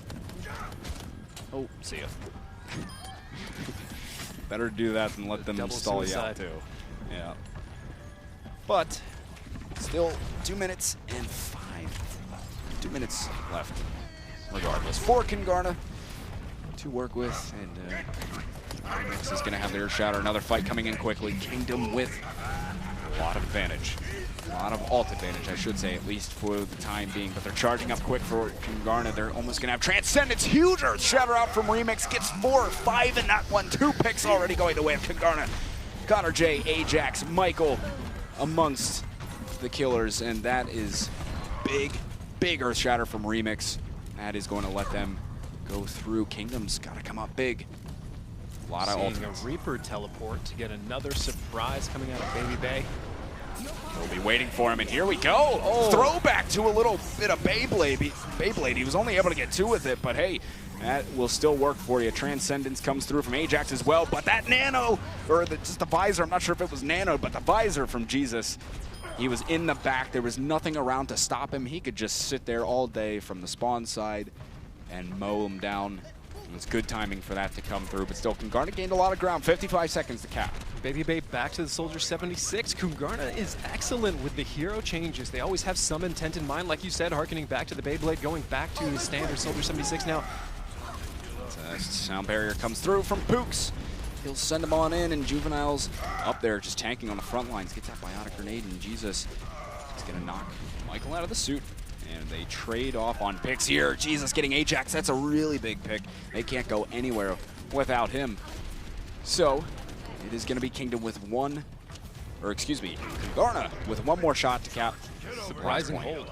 Surprising hold by Kingdom. The writing was on the wall there. They barely pulled it out. Right now, neither team with a whole lot of ults in the bank. Have to go big. Connor J is going to have his soon. Big hook in from Connor J, in fact, but he gets the bubble from Mangachu. That was really big to get to make sure his Roadhog didn't go down. And look at that. He was able to pull Gods back in. No, he finishes him off with the right click, though. Mangachu gets remixed, and the whole hog out from Connor J gets the biotic grenade on him. No, he gets finished off. They are trading picks back and forth so far, but it is Kingdom in the end going to hold off Kungarna from capping that point. They did get two, couldn't quite seal the deal. They get about halfway to the third. Pretty close altogether. That is certainly not out of the realm of possibility for Kingdom to surpass whatsoever. A lot of them had a lot of experience on King's Row. One of the most played maps. Beautiful Earth Shatter here by iRemix, followed up. Oh, that's about as big as you can get when it comes to Earth Shatters, man. That was coming in at a big time for them. Couldn't quite keep the momentum going off of it, though, sadly. But, well, sadly for Kungarna, that is. One thing to see already, maybe? Nope. There it is. Zenyatta and Ana for the defense of Kungarna. Something that's not too uncommon here on the first point. A lot of the time it changes as soon as, if we see Ajax go down, it wouldn't be surprised to see him turn into a Lucio and speed boost back at that point, unless he's very close to an ult. There's a lot of dynamics in it, but in this situation, there's a lot of heroes that can heal themselves in the current meta, right? Soldier 76 is more or less a self-sustaining entity, along with Roadhog. This enables people to kind of spread out on a point like this, which makes Lucio definitely, arguably, less valuable in comparison to something like Zenyatta, who, aside from his lack of mobility, can defend himself. Discord is always gigantic. His Transcendence, something that is frequently overlooked, in my opinion. A lot of people look at Ana's Biotic Grenade and just say, oh, that's a perfect counter for Transcendence, but a really strong Transcendence does a lot of things, and one of them in particular, body blocking. You can catch the Biotic Grenade with yourself. It doesn't land on the rest of your team. I would say it is one of the better ones for countering a tactical visor, but we're not actually seeing that on Kingdom Esports, so it might actually be a fairly questionable pick, with the exception of just the Discord and how much damage that does to tanks. Well, let's see. It's a possibility for a big win. Oh, that is such a huge hook off the start. They boost through Hotel, and Gods takes down Ajax. That's single-handedly going to win Kingdom this fight, unless something wild happens. But that was just such a big pick to start things off with. Michael does return one, but they'll at least get the first tick here. Pulling, oh, gets put to sleep though, Gods. But he's been playing just so well. Look at this. Kingdom has such a big presence on this point. Baby Bay does take down Sherlocky, but look at that. The hook, he gets yet another one. Oh, getting Baby Bay this time. And it is just, oh, guys, you got to stand on the point. There you go. But, I mean, still, that is, God single-handedly just won them that first point. Absolutely. Ajax now switching off to Lucio. It's not uncommon there as well. Anytime Zenyatta is picked on King's Row, it is not uncommon for them to go down as pretty much the first pick on the team. Speed boost being so invaluable and used very well by Kingdom Esports. Arguably petitioning here to rename this Kingdom's Row. Yeah, Kingdom's Row, man. They, oh, here we go. Never mind that thought, as the nano boost is given to Michael as he's flying around, and he'll put that self-destruct right on top of the cart, but everybody managed to find a hiding spot for it. But in the end, he does clean up onto Sherlocky. Kungarna finally getting themselves a little something here. Baby Bay wasting that attack visor a bit. Didn't really have a good angle onto anybody to use it, but regardless, they hang on for now. They're looking to stagger a bit if they can. They do indeed pop out Jesus from his suit, so they do get to stagger them for now, but they got a lot of time to come back here. And as far as ultimates, Kingdom, oh, they're Kungarna's going to have a hellstorm coming at them here in a second, because they got 4 ultimates on the side of Kingdom, locked and ready to just shred. It's going to be really difficult to stop the momentum from Kingdom right now, but this is one of the best choke points to do it. A Graviton coming out onto Kungarna. Oh, another sneak attack from Mangachu, man. He just walks around from the backside, gets the Graviton down, and Jesus able to combine with his self-destruct to get 2. And Mangachu has done that's twice now. First you saw it on I think on the defense. Got a big graviton this time on the offense, wrapping around the other side to get it off. That's Didn't brilliant. he place something absurd like 4,600 in the skill rank placements this season? Yeah, I think he did actually, which Well, is there you go. That's actually kind of disgusting. that might have something to do with it. He's a pretty skilled player, this Mangachu guy. I tell you. Gotta keep an eye on him, but here we go. Nano Boost out onto Baby Bay as he comes from up top on the balcony. And he is able to shut down a good portion of that. Juvenile using the Earth Shatter. I'm not sure how I feel about that one, though. There was nobody around to help clean up on it, really. That was just a wasted Earth Shatter. He was, I don't know if he just didn't have good communication with his team as to who was backing him up. And it's a valuable ult to lose, but it doesn't matter. Well, King Garna is going to hold for now, but still the ults, 3 of them, Kingdom will have for the next fight. Kungarna barely over half for 3 of their most important ults. Meanwhile, Kingdom Esports, 3 in the bank already, 2 over halfway. Ult advantage, things looking good going into this fight here. The self-destruct is going to come out from Michael, but there's just nothing around for it. And Baby Bay is going to be sitting up top, just dishing that damage from range. Connor J starts the fight, though, by getting that crucial pick onto Lucio. He gets Juvenile as well. There is attack visor in the back. Connor J, yet again, that's 3 for him on this defense. And he will allow Garna to hang on a bit longer here. Time starting to dwindle down just a bit for Kingdom. It's about 2 minutes and 10 seconds left. Keep in mind, whoever wins, or if Kingdom wins this map, if they happen to, they will move into our group stage and move on in the tournament. But Kungarna has something to say about that. And a good defense here so far, sure. Indeed they do. Finally 2 ultimates up on the side of Kungarna, and they are a very strong pair of ultimates. A whole hog with a nano boost along with an Earth Shatter along the way. This could be Kungarna's chance to get back in the fight. Ooh, here we go, Connor J. Oh, look at that. The self-destruct comes down. Jesus. Gets 1, but still, all of the other kills going in favor of Kungarna. It doesn't matter. They are just cleaning house here. Jesus is, I don't know if he used his thing. No, he didn't. Okay. There it is, but it cost him 3 right now. We've been in the favor of Kingdom for quite a while here, as a lot of their play looked very, very well put together to push down here. But right now, Kungarna mounting a pretty strong defense with a minute left on the clock. The card is firmly in their control, so they're taking away that healing away from Kingdom, which is honestly a lot more of a problem than people tend to give account for. Kingdom doing a good job taking it back right down one of the more difficult paths to defend, especially given a speed boost and a Reinhardt.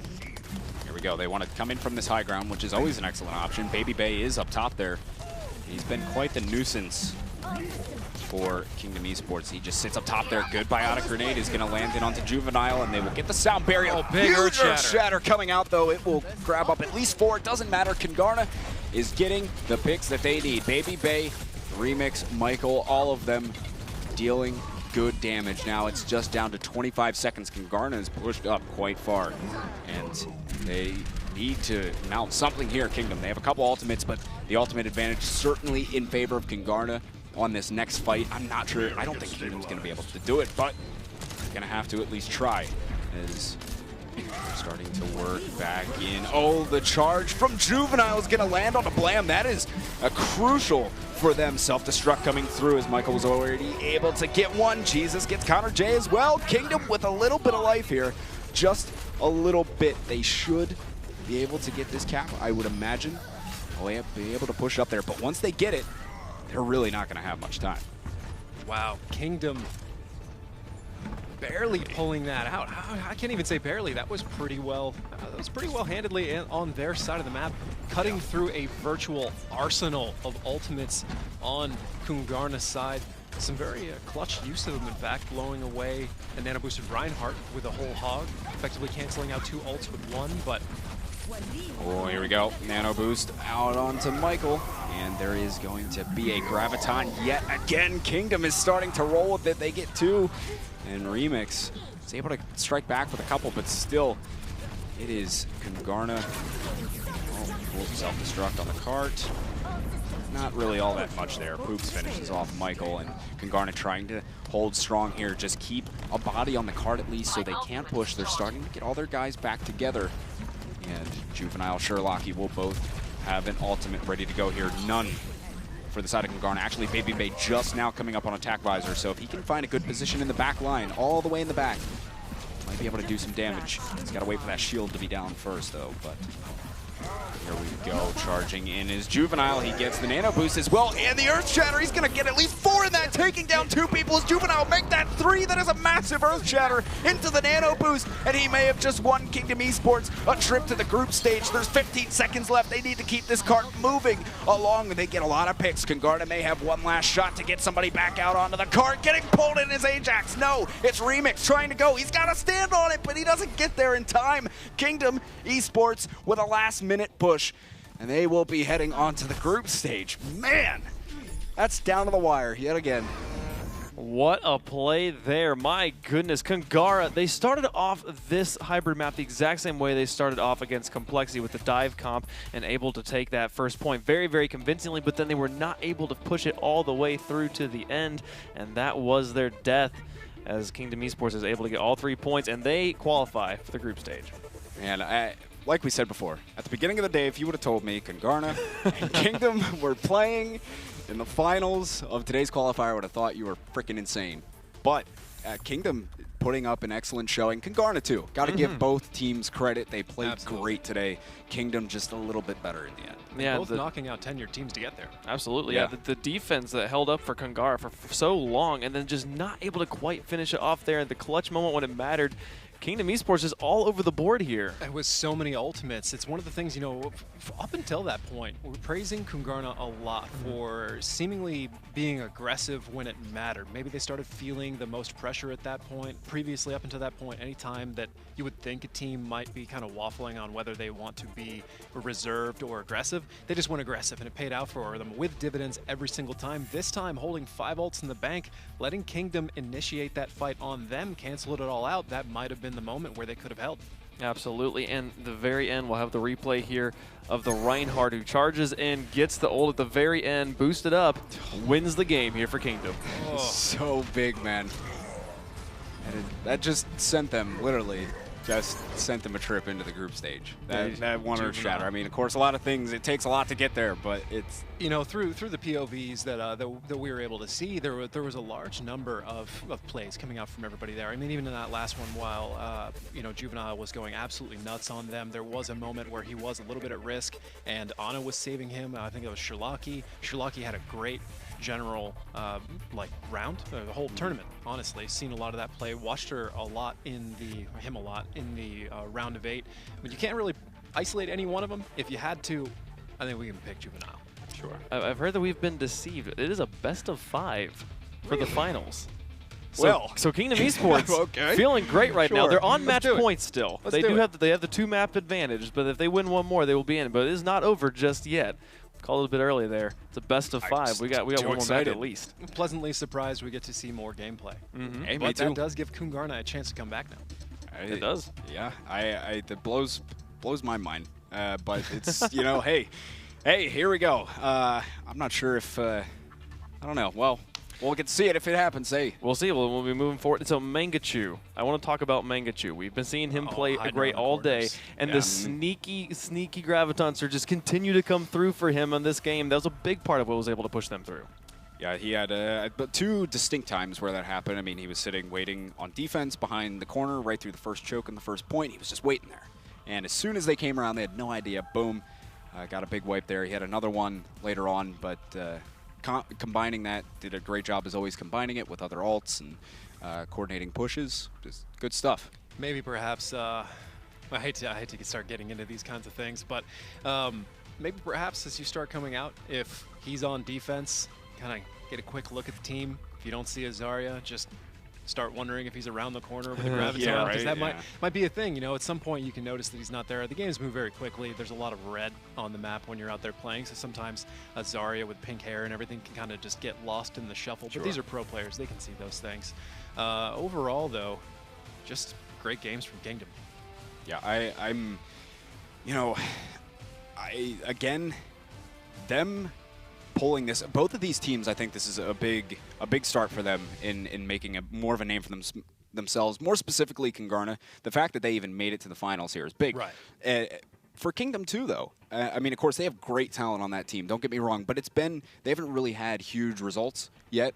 And of course, they have a new roster too. I mean, a lot of new changes. Adding some familiar names that really apparently help round it out. You know, going into the next set or the next map, I think that's going to be one of the more important things so far. Kingdom, well, actually, they did take the hybrid map away from Kungarna, which we initially thought was kind of in Kungarna's favor. Realistically, looking back on it, the opportunities they had, there's still a good chance or a good argument to make that Kungarna should have been able to hold that defense. So I'm still going to lean more towards they're working out some of the kinks. They probably don't have the same kind of tournament experience on King's Row. They have a lot of it, but compared to Pooks and Gods, guys who've been playing it for a very long time, there's got to be some little tips and tricks and some little details, some comfortability there that gives Kingdom a leg up in that situation. So if we see a map that perhaps isn't that commonly picked, perhaps that gives Kungarna an avenue in. I know there's a lot of variables to discuss. It's fun to note that FaZe is up 1-0 over Complexity in our third place match that is happening off stream. So FaZe still looking there. Those points, as we said at the beginning of the game, or the beginning of the broadcast, very important because they are the other way that you are able to qualify through. If you're not going to be able to pull off the win, you want those points. That third place match is going to be important. FaZe right now up 1 over Complexity. Yeah, points. Win or lose, you still want to play as best as possible. Get as far as you can. You don't have to win the tournament straight up. As long as you can show up on various days here and play in all the matches, even grab up some points, hey, you can still make it. The two biggest elements of competition, right? How you can play on the day matters the most, honestly. That's how all the live finals get there. But to get there, you have to be consistent. In order to build the kind of teams and gather sponsorships, you also have to be consistent. Both are going to be rewarded by the system. So, you know, if FaZe keeps playing the way that we saw, there's a very good chance they're going to make it in as well. We've discussed a number of different times that there's 3 more chances to make it in for all teams, along with discussing that Fnatic is going to be in there, which I'm really looking forward to. I'm a little bit of a Fnatic fanboy for reasons. Not necessarily just in this game, but as a whole. But it doesn't really. We'll get into that tomorrow. In the meantime, it looks like the map has finally been chosen. It will be. We'll be going to Hollywood, which we've seen a few times so far on the Overwatch Winter Premiere. We'll get to play it again here between Kungara and Kingdom Esports. Who are you guys thinking is going to be taking this one here? I mean, here's the thing. Like, Kungara has to reverse sweep. So they got to get it going right now. I'll say, because I know some of the guys that are on Kungara. I feel as though at this point they might be out of it mentally, and I don't know if they can mentally come back in this game. Just from what I know of them, and I don't know. I just think they might be mentally checked out here. I don't know if they can make that reverse sweep. Kingdom is feeling good. They're rolling. I think they take this one as well. There's a good chance they're the more durable team as well, right? They can give up one map and it won't really phase them that well. I mean, a lot of those guys are coming off energy. They're pretty familiar with how these tournaments run. Or how the run of competition is. Plus, a lot of these people came from other games, which is one of the greatest things about Overwatch in general. It's kind of a collection of scattered pros from all sorts of different scenes coming together in one game. But Hollywood, I'm probably going to give it to Kingdom anyways. They're on fire right now. But if you count in Baby Bay, and they did go a dive comp, the first point should fall pretty quickly no matter what. Is there one thing that you could look at that Kungara could change that could make a big difference moving forward in this particular game? I'd like to see the dive comp that they ran earlier on Hollywood, at least on the first point. I think it worked well. I think they're going to have to pull something aggressive like that, really, to make it work. I don't know, at least in my eye. They seem to be struggling right now. I'm just speculating here, but I'm going to say it's probably communication. They've had all the pieces in the right places. They just need to probably calm down, focus a little bit, put them all in the right orders, and I think they'll be able to bring it back. Well, we'll see what they decide to go with, as they will be on the defense first, Kungarna, so you won't be seeing any sort of a dive comp there. That's reserved for the attacking side, but maybe once we get into that, we'll see a bit of the... Actually, no. I'm actually... apparently, I can't see anything. Because it's... that's fancy. Oh, yeah. That's very fancy. Yeah, but Kingdom is going to be on the attack, or defense first, excuse me, and Kungarna is on the offense. So It's a war on decorations here on Kungarna's side. yeah. Not one fence shall stand. No, not one single fence. But The tables, though, they're good. We'll leave them there. yeah, freaking things, you can't even move them anyway. They're so in the way. Yeah. But anyway, so if we take a look at Kungarna, they are going to be running that dive comp. They know it was successful before on offense. And they are going to try it again. Baby Bay is the first to get in there. He's taken a decent bit of damage. He should probably heal up before he decides to go too aggressive. Look at this, Michael getting in, trying to find the guys in the back line. Connor J is in the mix there as well, just getting those shurikens into anybody that he can, but Mangachu is able to take down Michael. That's the story we've seen with these two guys thus far. And Remix was the only one able to find a pick. God's still doing work on Roadhog as he finds two. And that will be a hold for Kingdom. It's really interesting to me how all these previously known McCree players are starting to switch into Roadhog. I mean, a lot of the same skills, right? You really need to be able to track a target and get that snapshot in a way as well. Both skills becoming valuable there, and they get very quick kills as long as their aim is true. God's known for such things. Kungarna starting to get a second attempt here. As the dive comp not quitting on it just yet. Ooh, Baby Bay getting that pulse bomb. He's able to find Sherlocky, Blam cleaned up on some of the damage. So 2 picks for them. Baby Bay getting hooked in by Gods, and he's coming back to point with a vengeance. As now the sound barrier coming out from Kingdom, and Remix is just trying to shake things up a little bit as he goes into Primal Rage. But Kungarna looking solid here. Self-destruct is going to come out. Michael using it just for good measure to make sure that they clean up on everything. But Kungarna finally getting the cap there. They have a decent bit of time to work with through the second point, I will say. One of the things I was going to point out, I'm glad I didn't say it, but generally the dive comp is really tough to run against a quad tank, which is what Kingdom is working with right now. They did make it work, but something to note going forward. We'll have to see if this continues to be effective. Oh, that was almost bad news for Connor J, though. Here comes the Nano Blade, and there's going to be a self-destruct coming through as well. Landing right in there. Jesus gets Connor J, and Kingdom cleaning up on a lot of picks here. They should be able to win this fight. Mangachu and Pooks are still caught in. Oh, maybe not. It looks like Kungarna is getting their reinforcements back between Michael and Baby Bay. They are just going to town. That will be them just continuing to push this cart forward. Ult advantage seems to be in favor of Kingdom for now.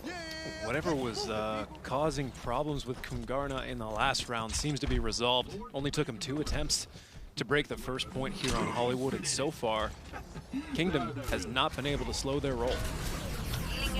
Self-destruct is going to come in. Oh, look at that. That is an excellent opening for Michael. Juvenile using the Earth Shatter is able to get one back.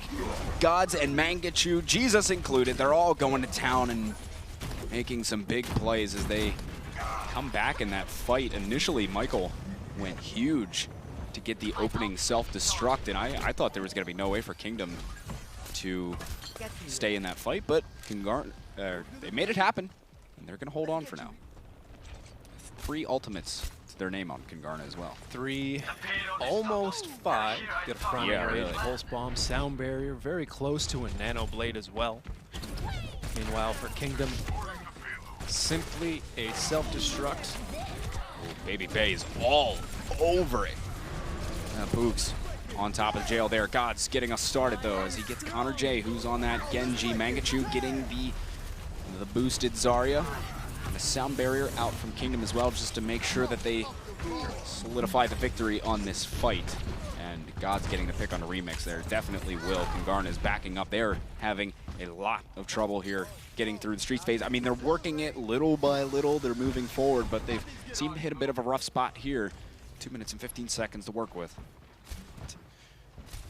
Kungarna still a little bit ahead in the ultimate economy, but not a significant margin, as there are 2 pretty devastating ultimates for Kingdom of Graviton and an Earth Shatter that's going to be strung together in a variety of ways. Self-destruct coming out from behind Kungarna. Doesn't convert it into any kills here. Connor J getting shut down with the Earth Shatter out from Juvenile. He had the Nano Blade in his hands, but completely shut down by Juvenile. Here we go. It's about a 4v4 at the moment. Baby Bay actually switching over to McCree, and here comes the Graviton Surge out from Mangachu. He's able to get one, make that two. Sherlocky cleaning up on a third. That's a big Graviton, and it's going to let them hold on here. I thought it was going to be Kungarna, but no. That's a big Graviton from Mangachu, picking up a lot of frags, and there's minute 20 for Kungarna now. Not much time. They had about 5 minutes to start the stream. A lot of momentum brought to a halt by the Kingdom. That's for sure.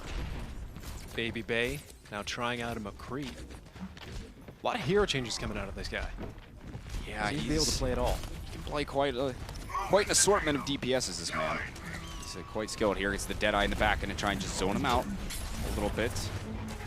They will hold him at bay for now. Remix is in the middle of it. Connor J initiates with the pick onto Jesus, and they need to make this happen now. Kungarna, Connor J getting a second. A big Roadhog plays, and Remix is just in there smacking away. The sound barrier out from Pooks, I'm not sure if I agree with it. I think there was already 2 players down from Kingdom when that sound barrier came out, and at that point you might as well just hang on to it, because even with the sound barrier, you're probably not going to win the fight anyway. Bit of a waste, but still, they're doing it. They have a good defense going so far. Michael applying some forward pressure here to Kingdom, trying to get some additional space for Kungarna to push that cart up. At least make them question what they can do. D.Va fantastic for that role. A lot of escapes, a lot of suppressing firepower, the defense matrix, and a full stick stack of ults for Kungarna coming around the last corner. That is going to be a gigantic advantage, something Kingdom is going to struggle to stop.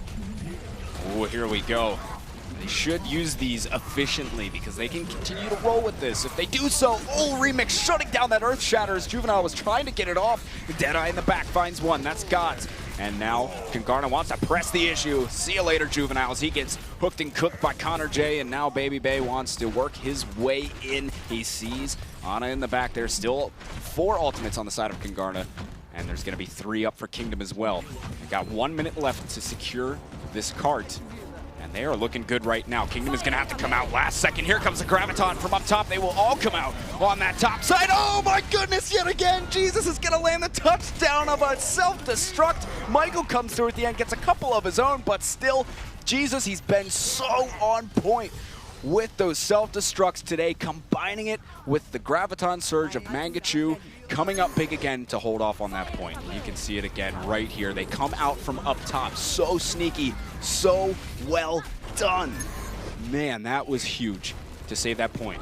Now Kungarna only has 20 seconds to work with to get back in here as Sherlocky is going to initiate. Here comes the nano boost out. It's going to be on to Juvenile. He's only got 5 health, though. Nothing he can do about it. Kungarna is going to get a couple of picks. God's getting 2 as well as they duke it out on the card here. Michael is on the cleanup crew, though, as Mangachu is quite low on health himself. It looks as though, in the end, despite the heroics, it is going to be Kungarna getting the cap in overtime. They will get all 3, but still, oh man, that was some big stuff from Kingdom.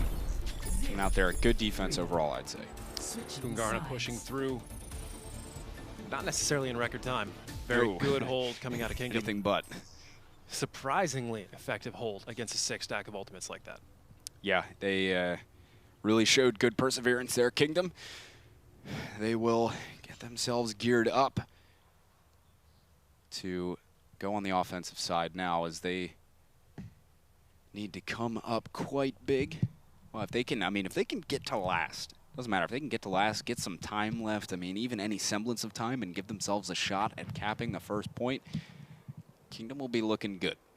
It will be looking good to go, but we'll see what they decide to pull out. On the offensive side, Kungarna, they're going to be keeping just about the same thing that they had when we last saw them. It'll be Baby Bay staying on that McCree. Ajax on the Zen Yada as well. No Lucio for these guys on defense. We've seen this a few times from them now. Indeed, Ajax, like you said, on defense, on Zenyatta again. Didn't work out for him last time. He's the first one to fall. Yeah. Yeah. It's kind of a tricky thing to argue that speed boost, that you can actually run a team at all without speed boost. Both, a lot of the hybrid maps are these hybrid maps, right?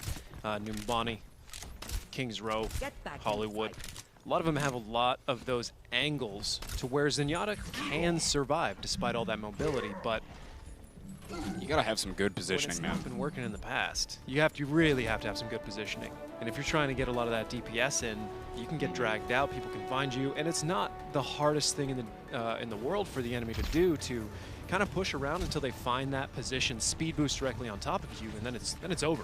This thing, if you're Ajax, you need to be very aware of hook ranges, where Gods is going to be coming in from, because Gods was Ajax's worst enemy on Kings Row there when Kungarna was on the defense. They just ran through Hotel, and Gods got a big hook through the archway to take down Ajax, and that pretty much won them the fight right out the gate. So here they go, coming in through the alleyway, charge in from Juvenile. Oh, a big hook from Gods there, finding Baby Bay as he was trying to run for safety into the house.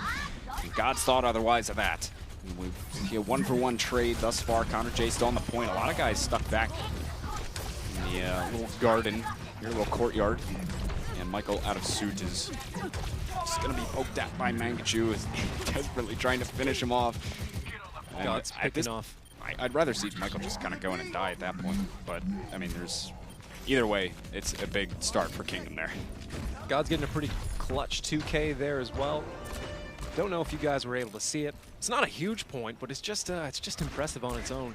God's using the self-heal in perfect timing for when it starts to activate the biotic it had on him, Fate. That's a cluster of a sentence, but the point is that right when the biotic was going down, he was healing, and that's just timing. That's knowing everything like the back of his hand. So much time. Meanwhile, the high ground held by Kingdom, that is going to be a huge advantage here on the second part of Hollywood. Things are looking good for Kingdom. They have 3 ultimates. They're ready to roll here. Definitely an advantage, though. Ajax is going to have his ultimate now, and Remix is going to have one at Earth Shatter.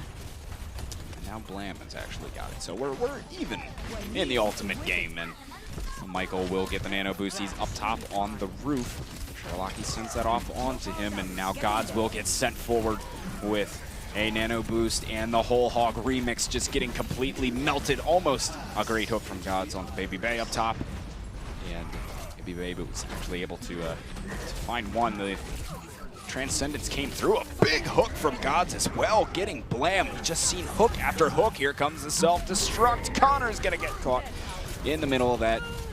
And things going back and forth here. It's looking as though Kingdom may even out on this, and they will just continue to push this forward. Kungarna's in a rough spot. Huge biotic by Sherlocky to open up that team kill.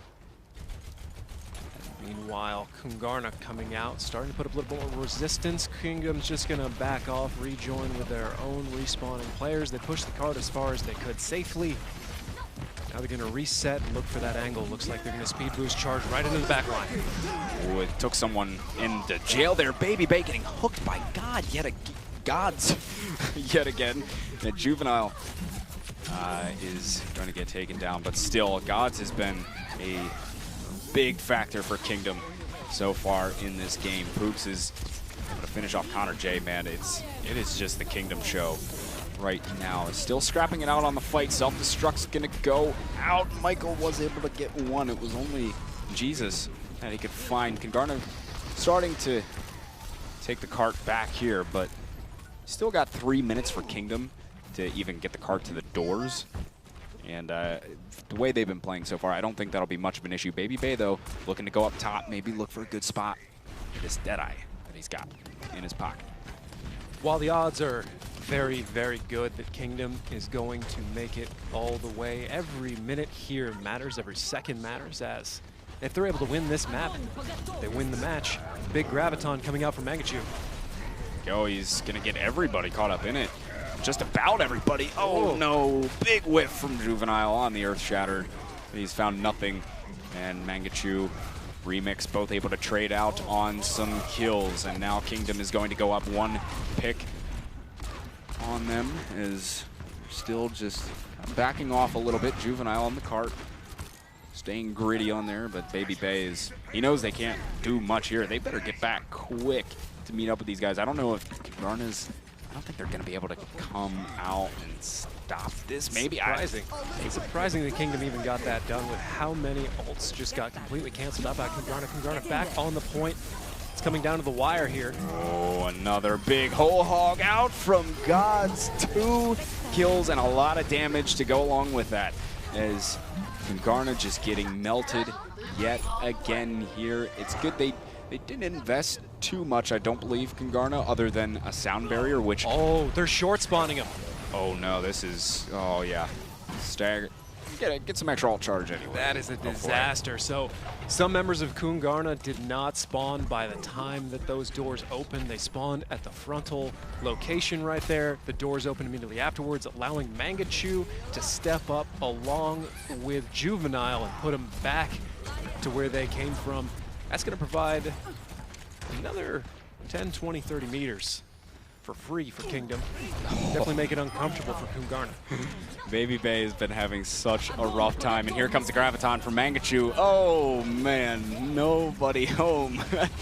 I don't know if he got a call that there was a bunch of people on the cart, but he literally got a fat 0 inside of that Graviton Surge. Either way, Jesus is going to be able to get one, and Remix just swinging away.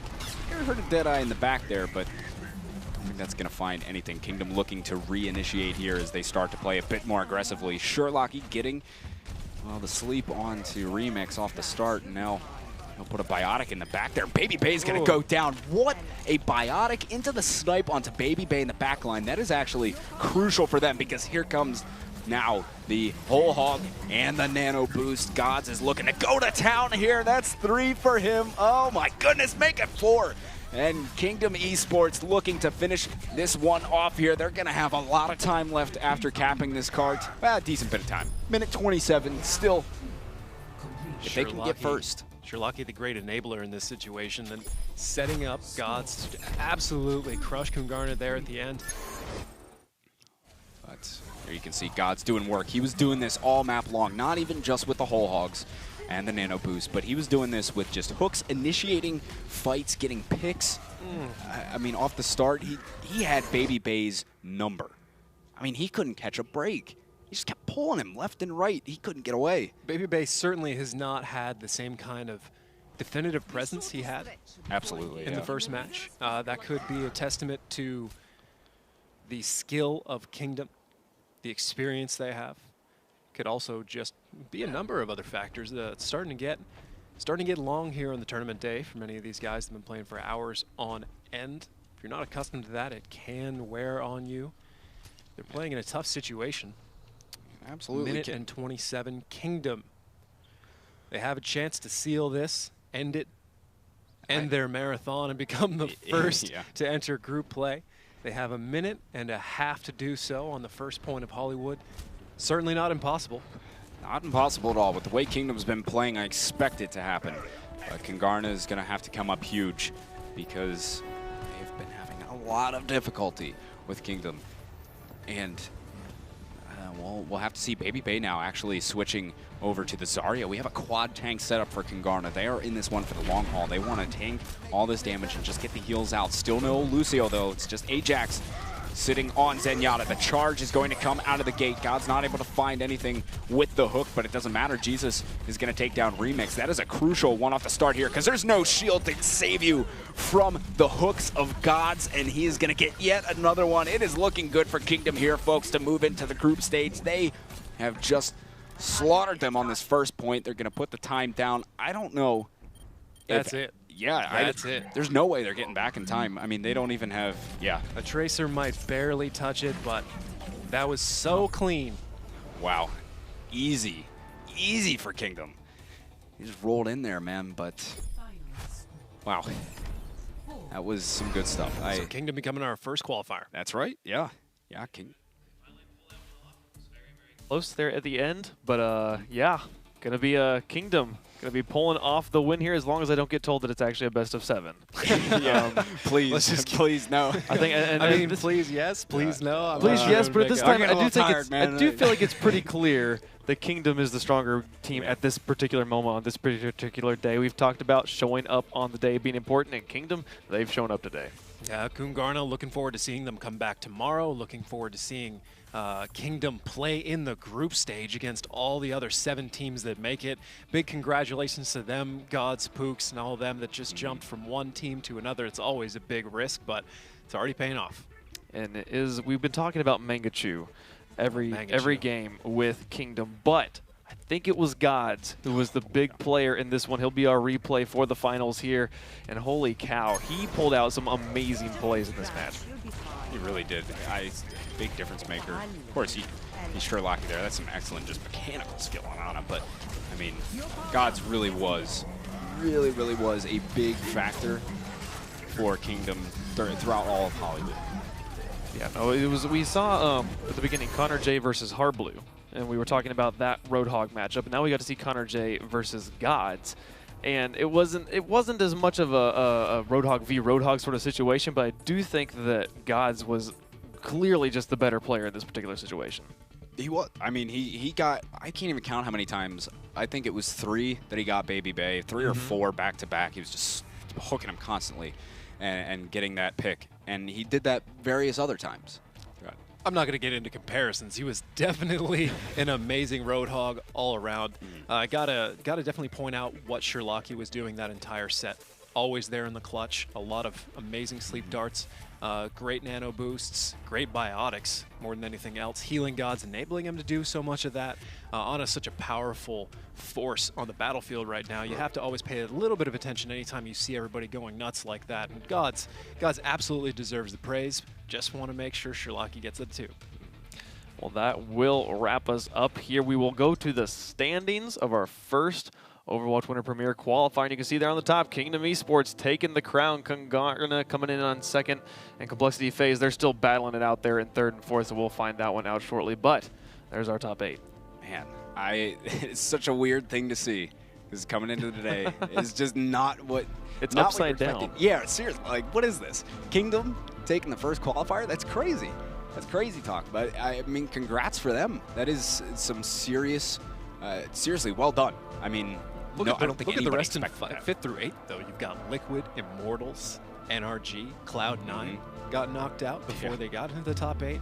It's definitely going to be an interesting day 2. I expect to be an interesting day 3 and 4. There's going to be a lot on the line. Teams trying to cram it in there at the end. Sure.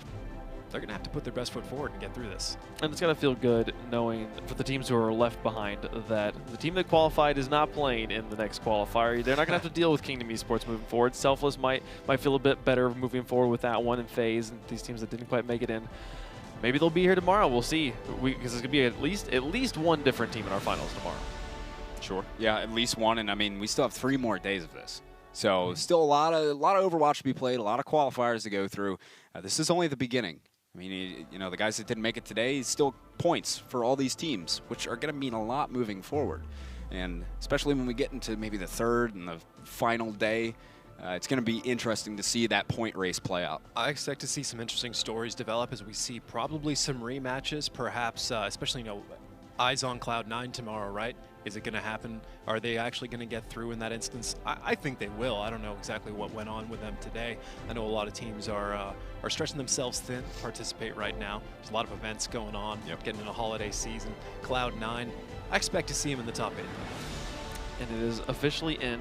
FaZe is our 3rd place finisher. So those points, very critical moving forward. If they're going to have to qualify through points, that 3rd place could be the difference maker moving forward. But that does do it. It does wrap us up here for day number 1 of the Overwatch Winter Premiere. You can always get involved on Twitter at it's at Overwatch_NGE is the handle you can follow there, or use the hashtag Winter Premiere. Tomorrow we'll be live at 5:30 Pacific time, which I believe is 1:30 a.m. GMT. So for you though over there in Europe, if you guys are staying up late, props to you guys. Thank you so much for being here. We've had a great time here, and we will see y'all tomorrow.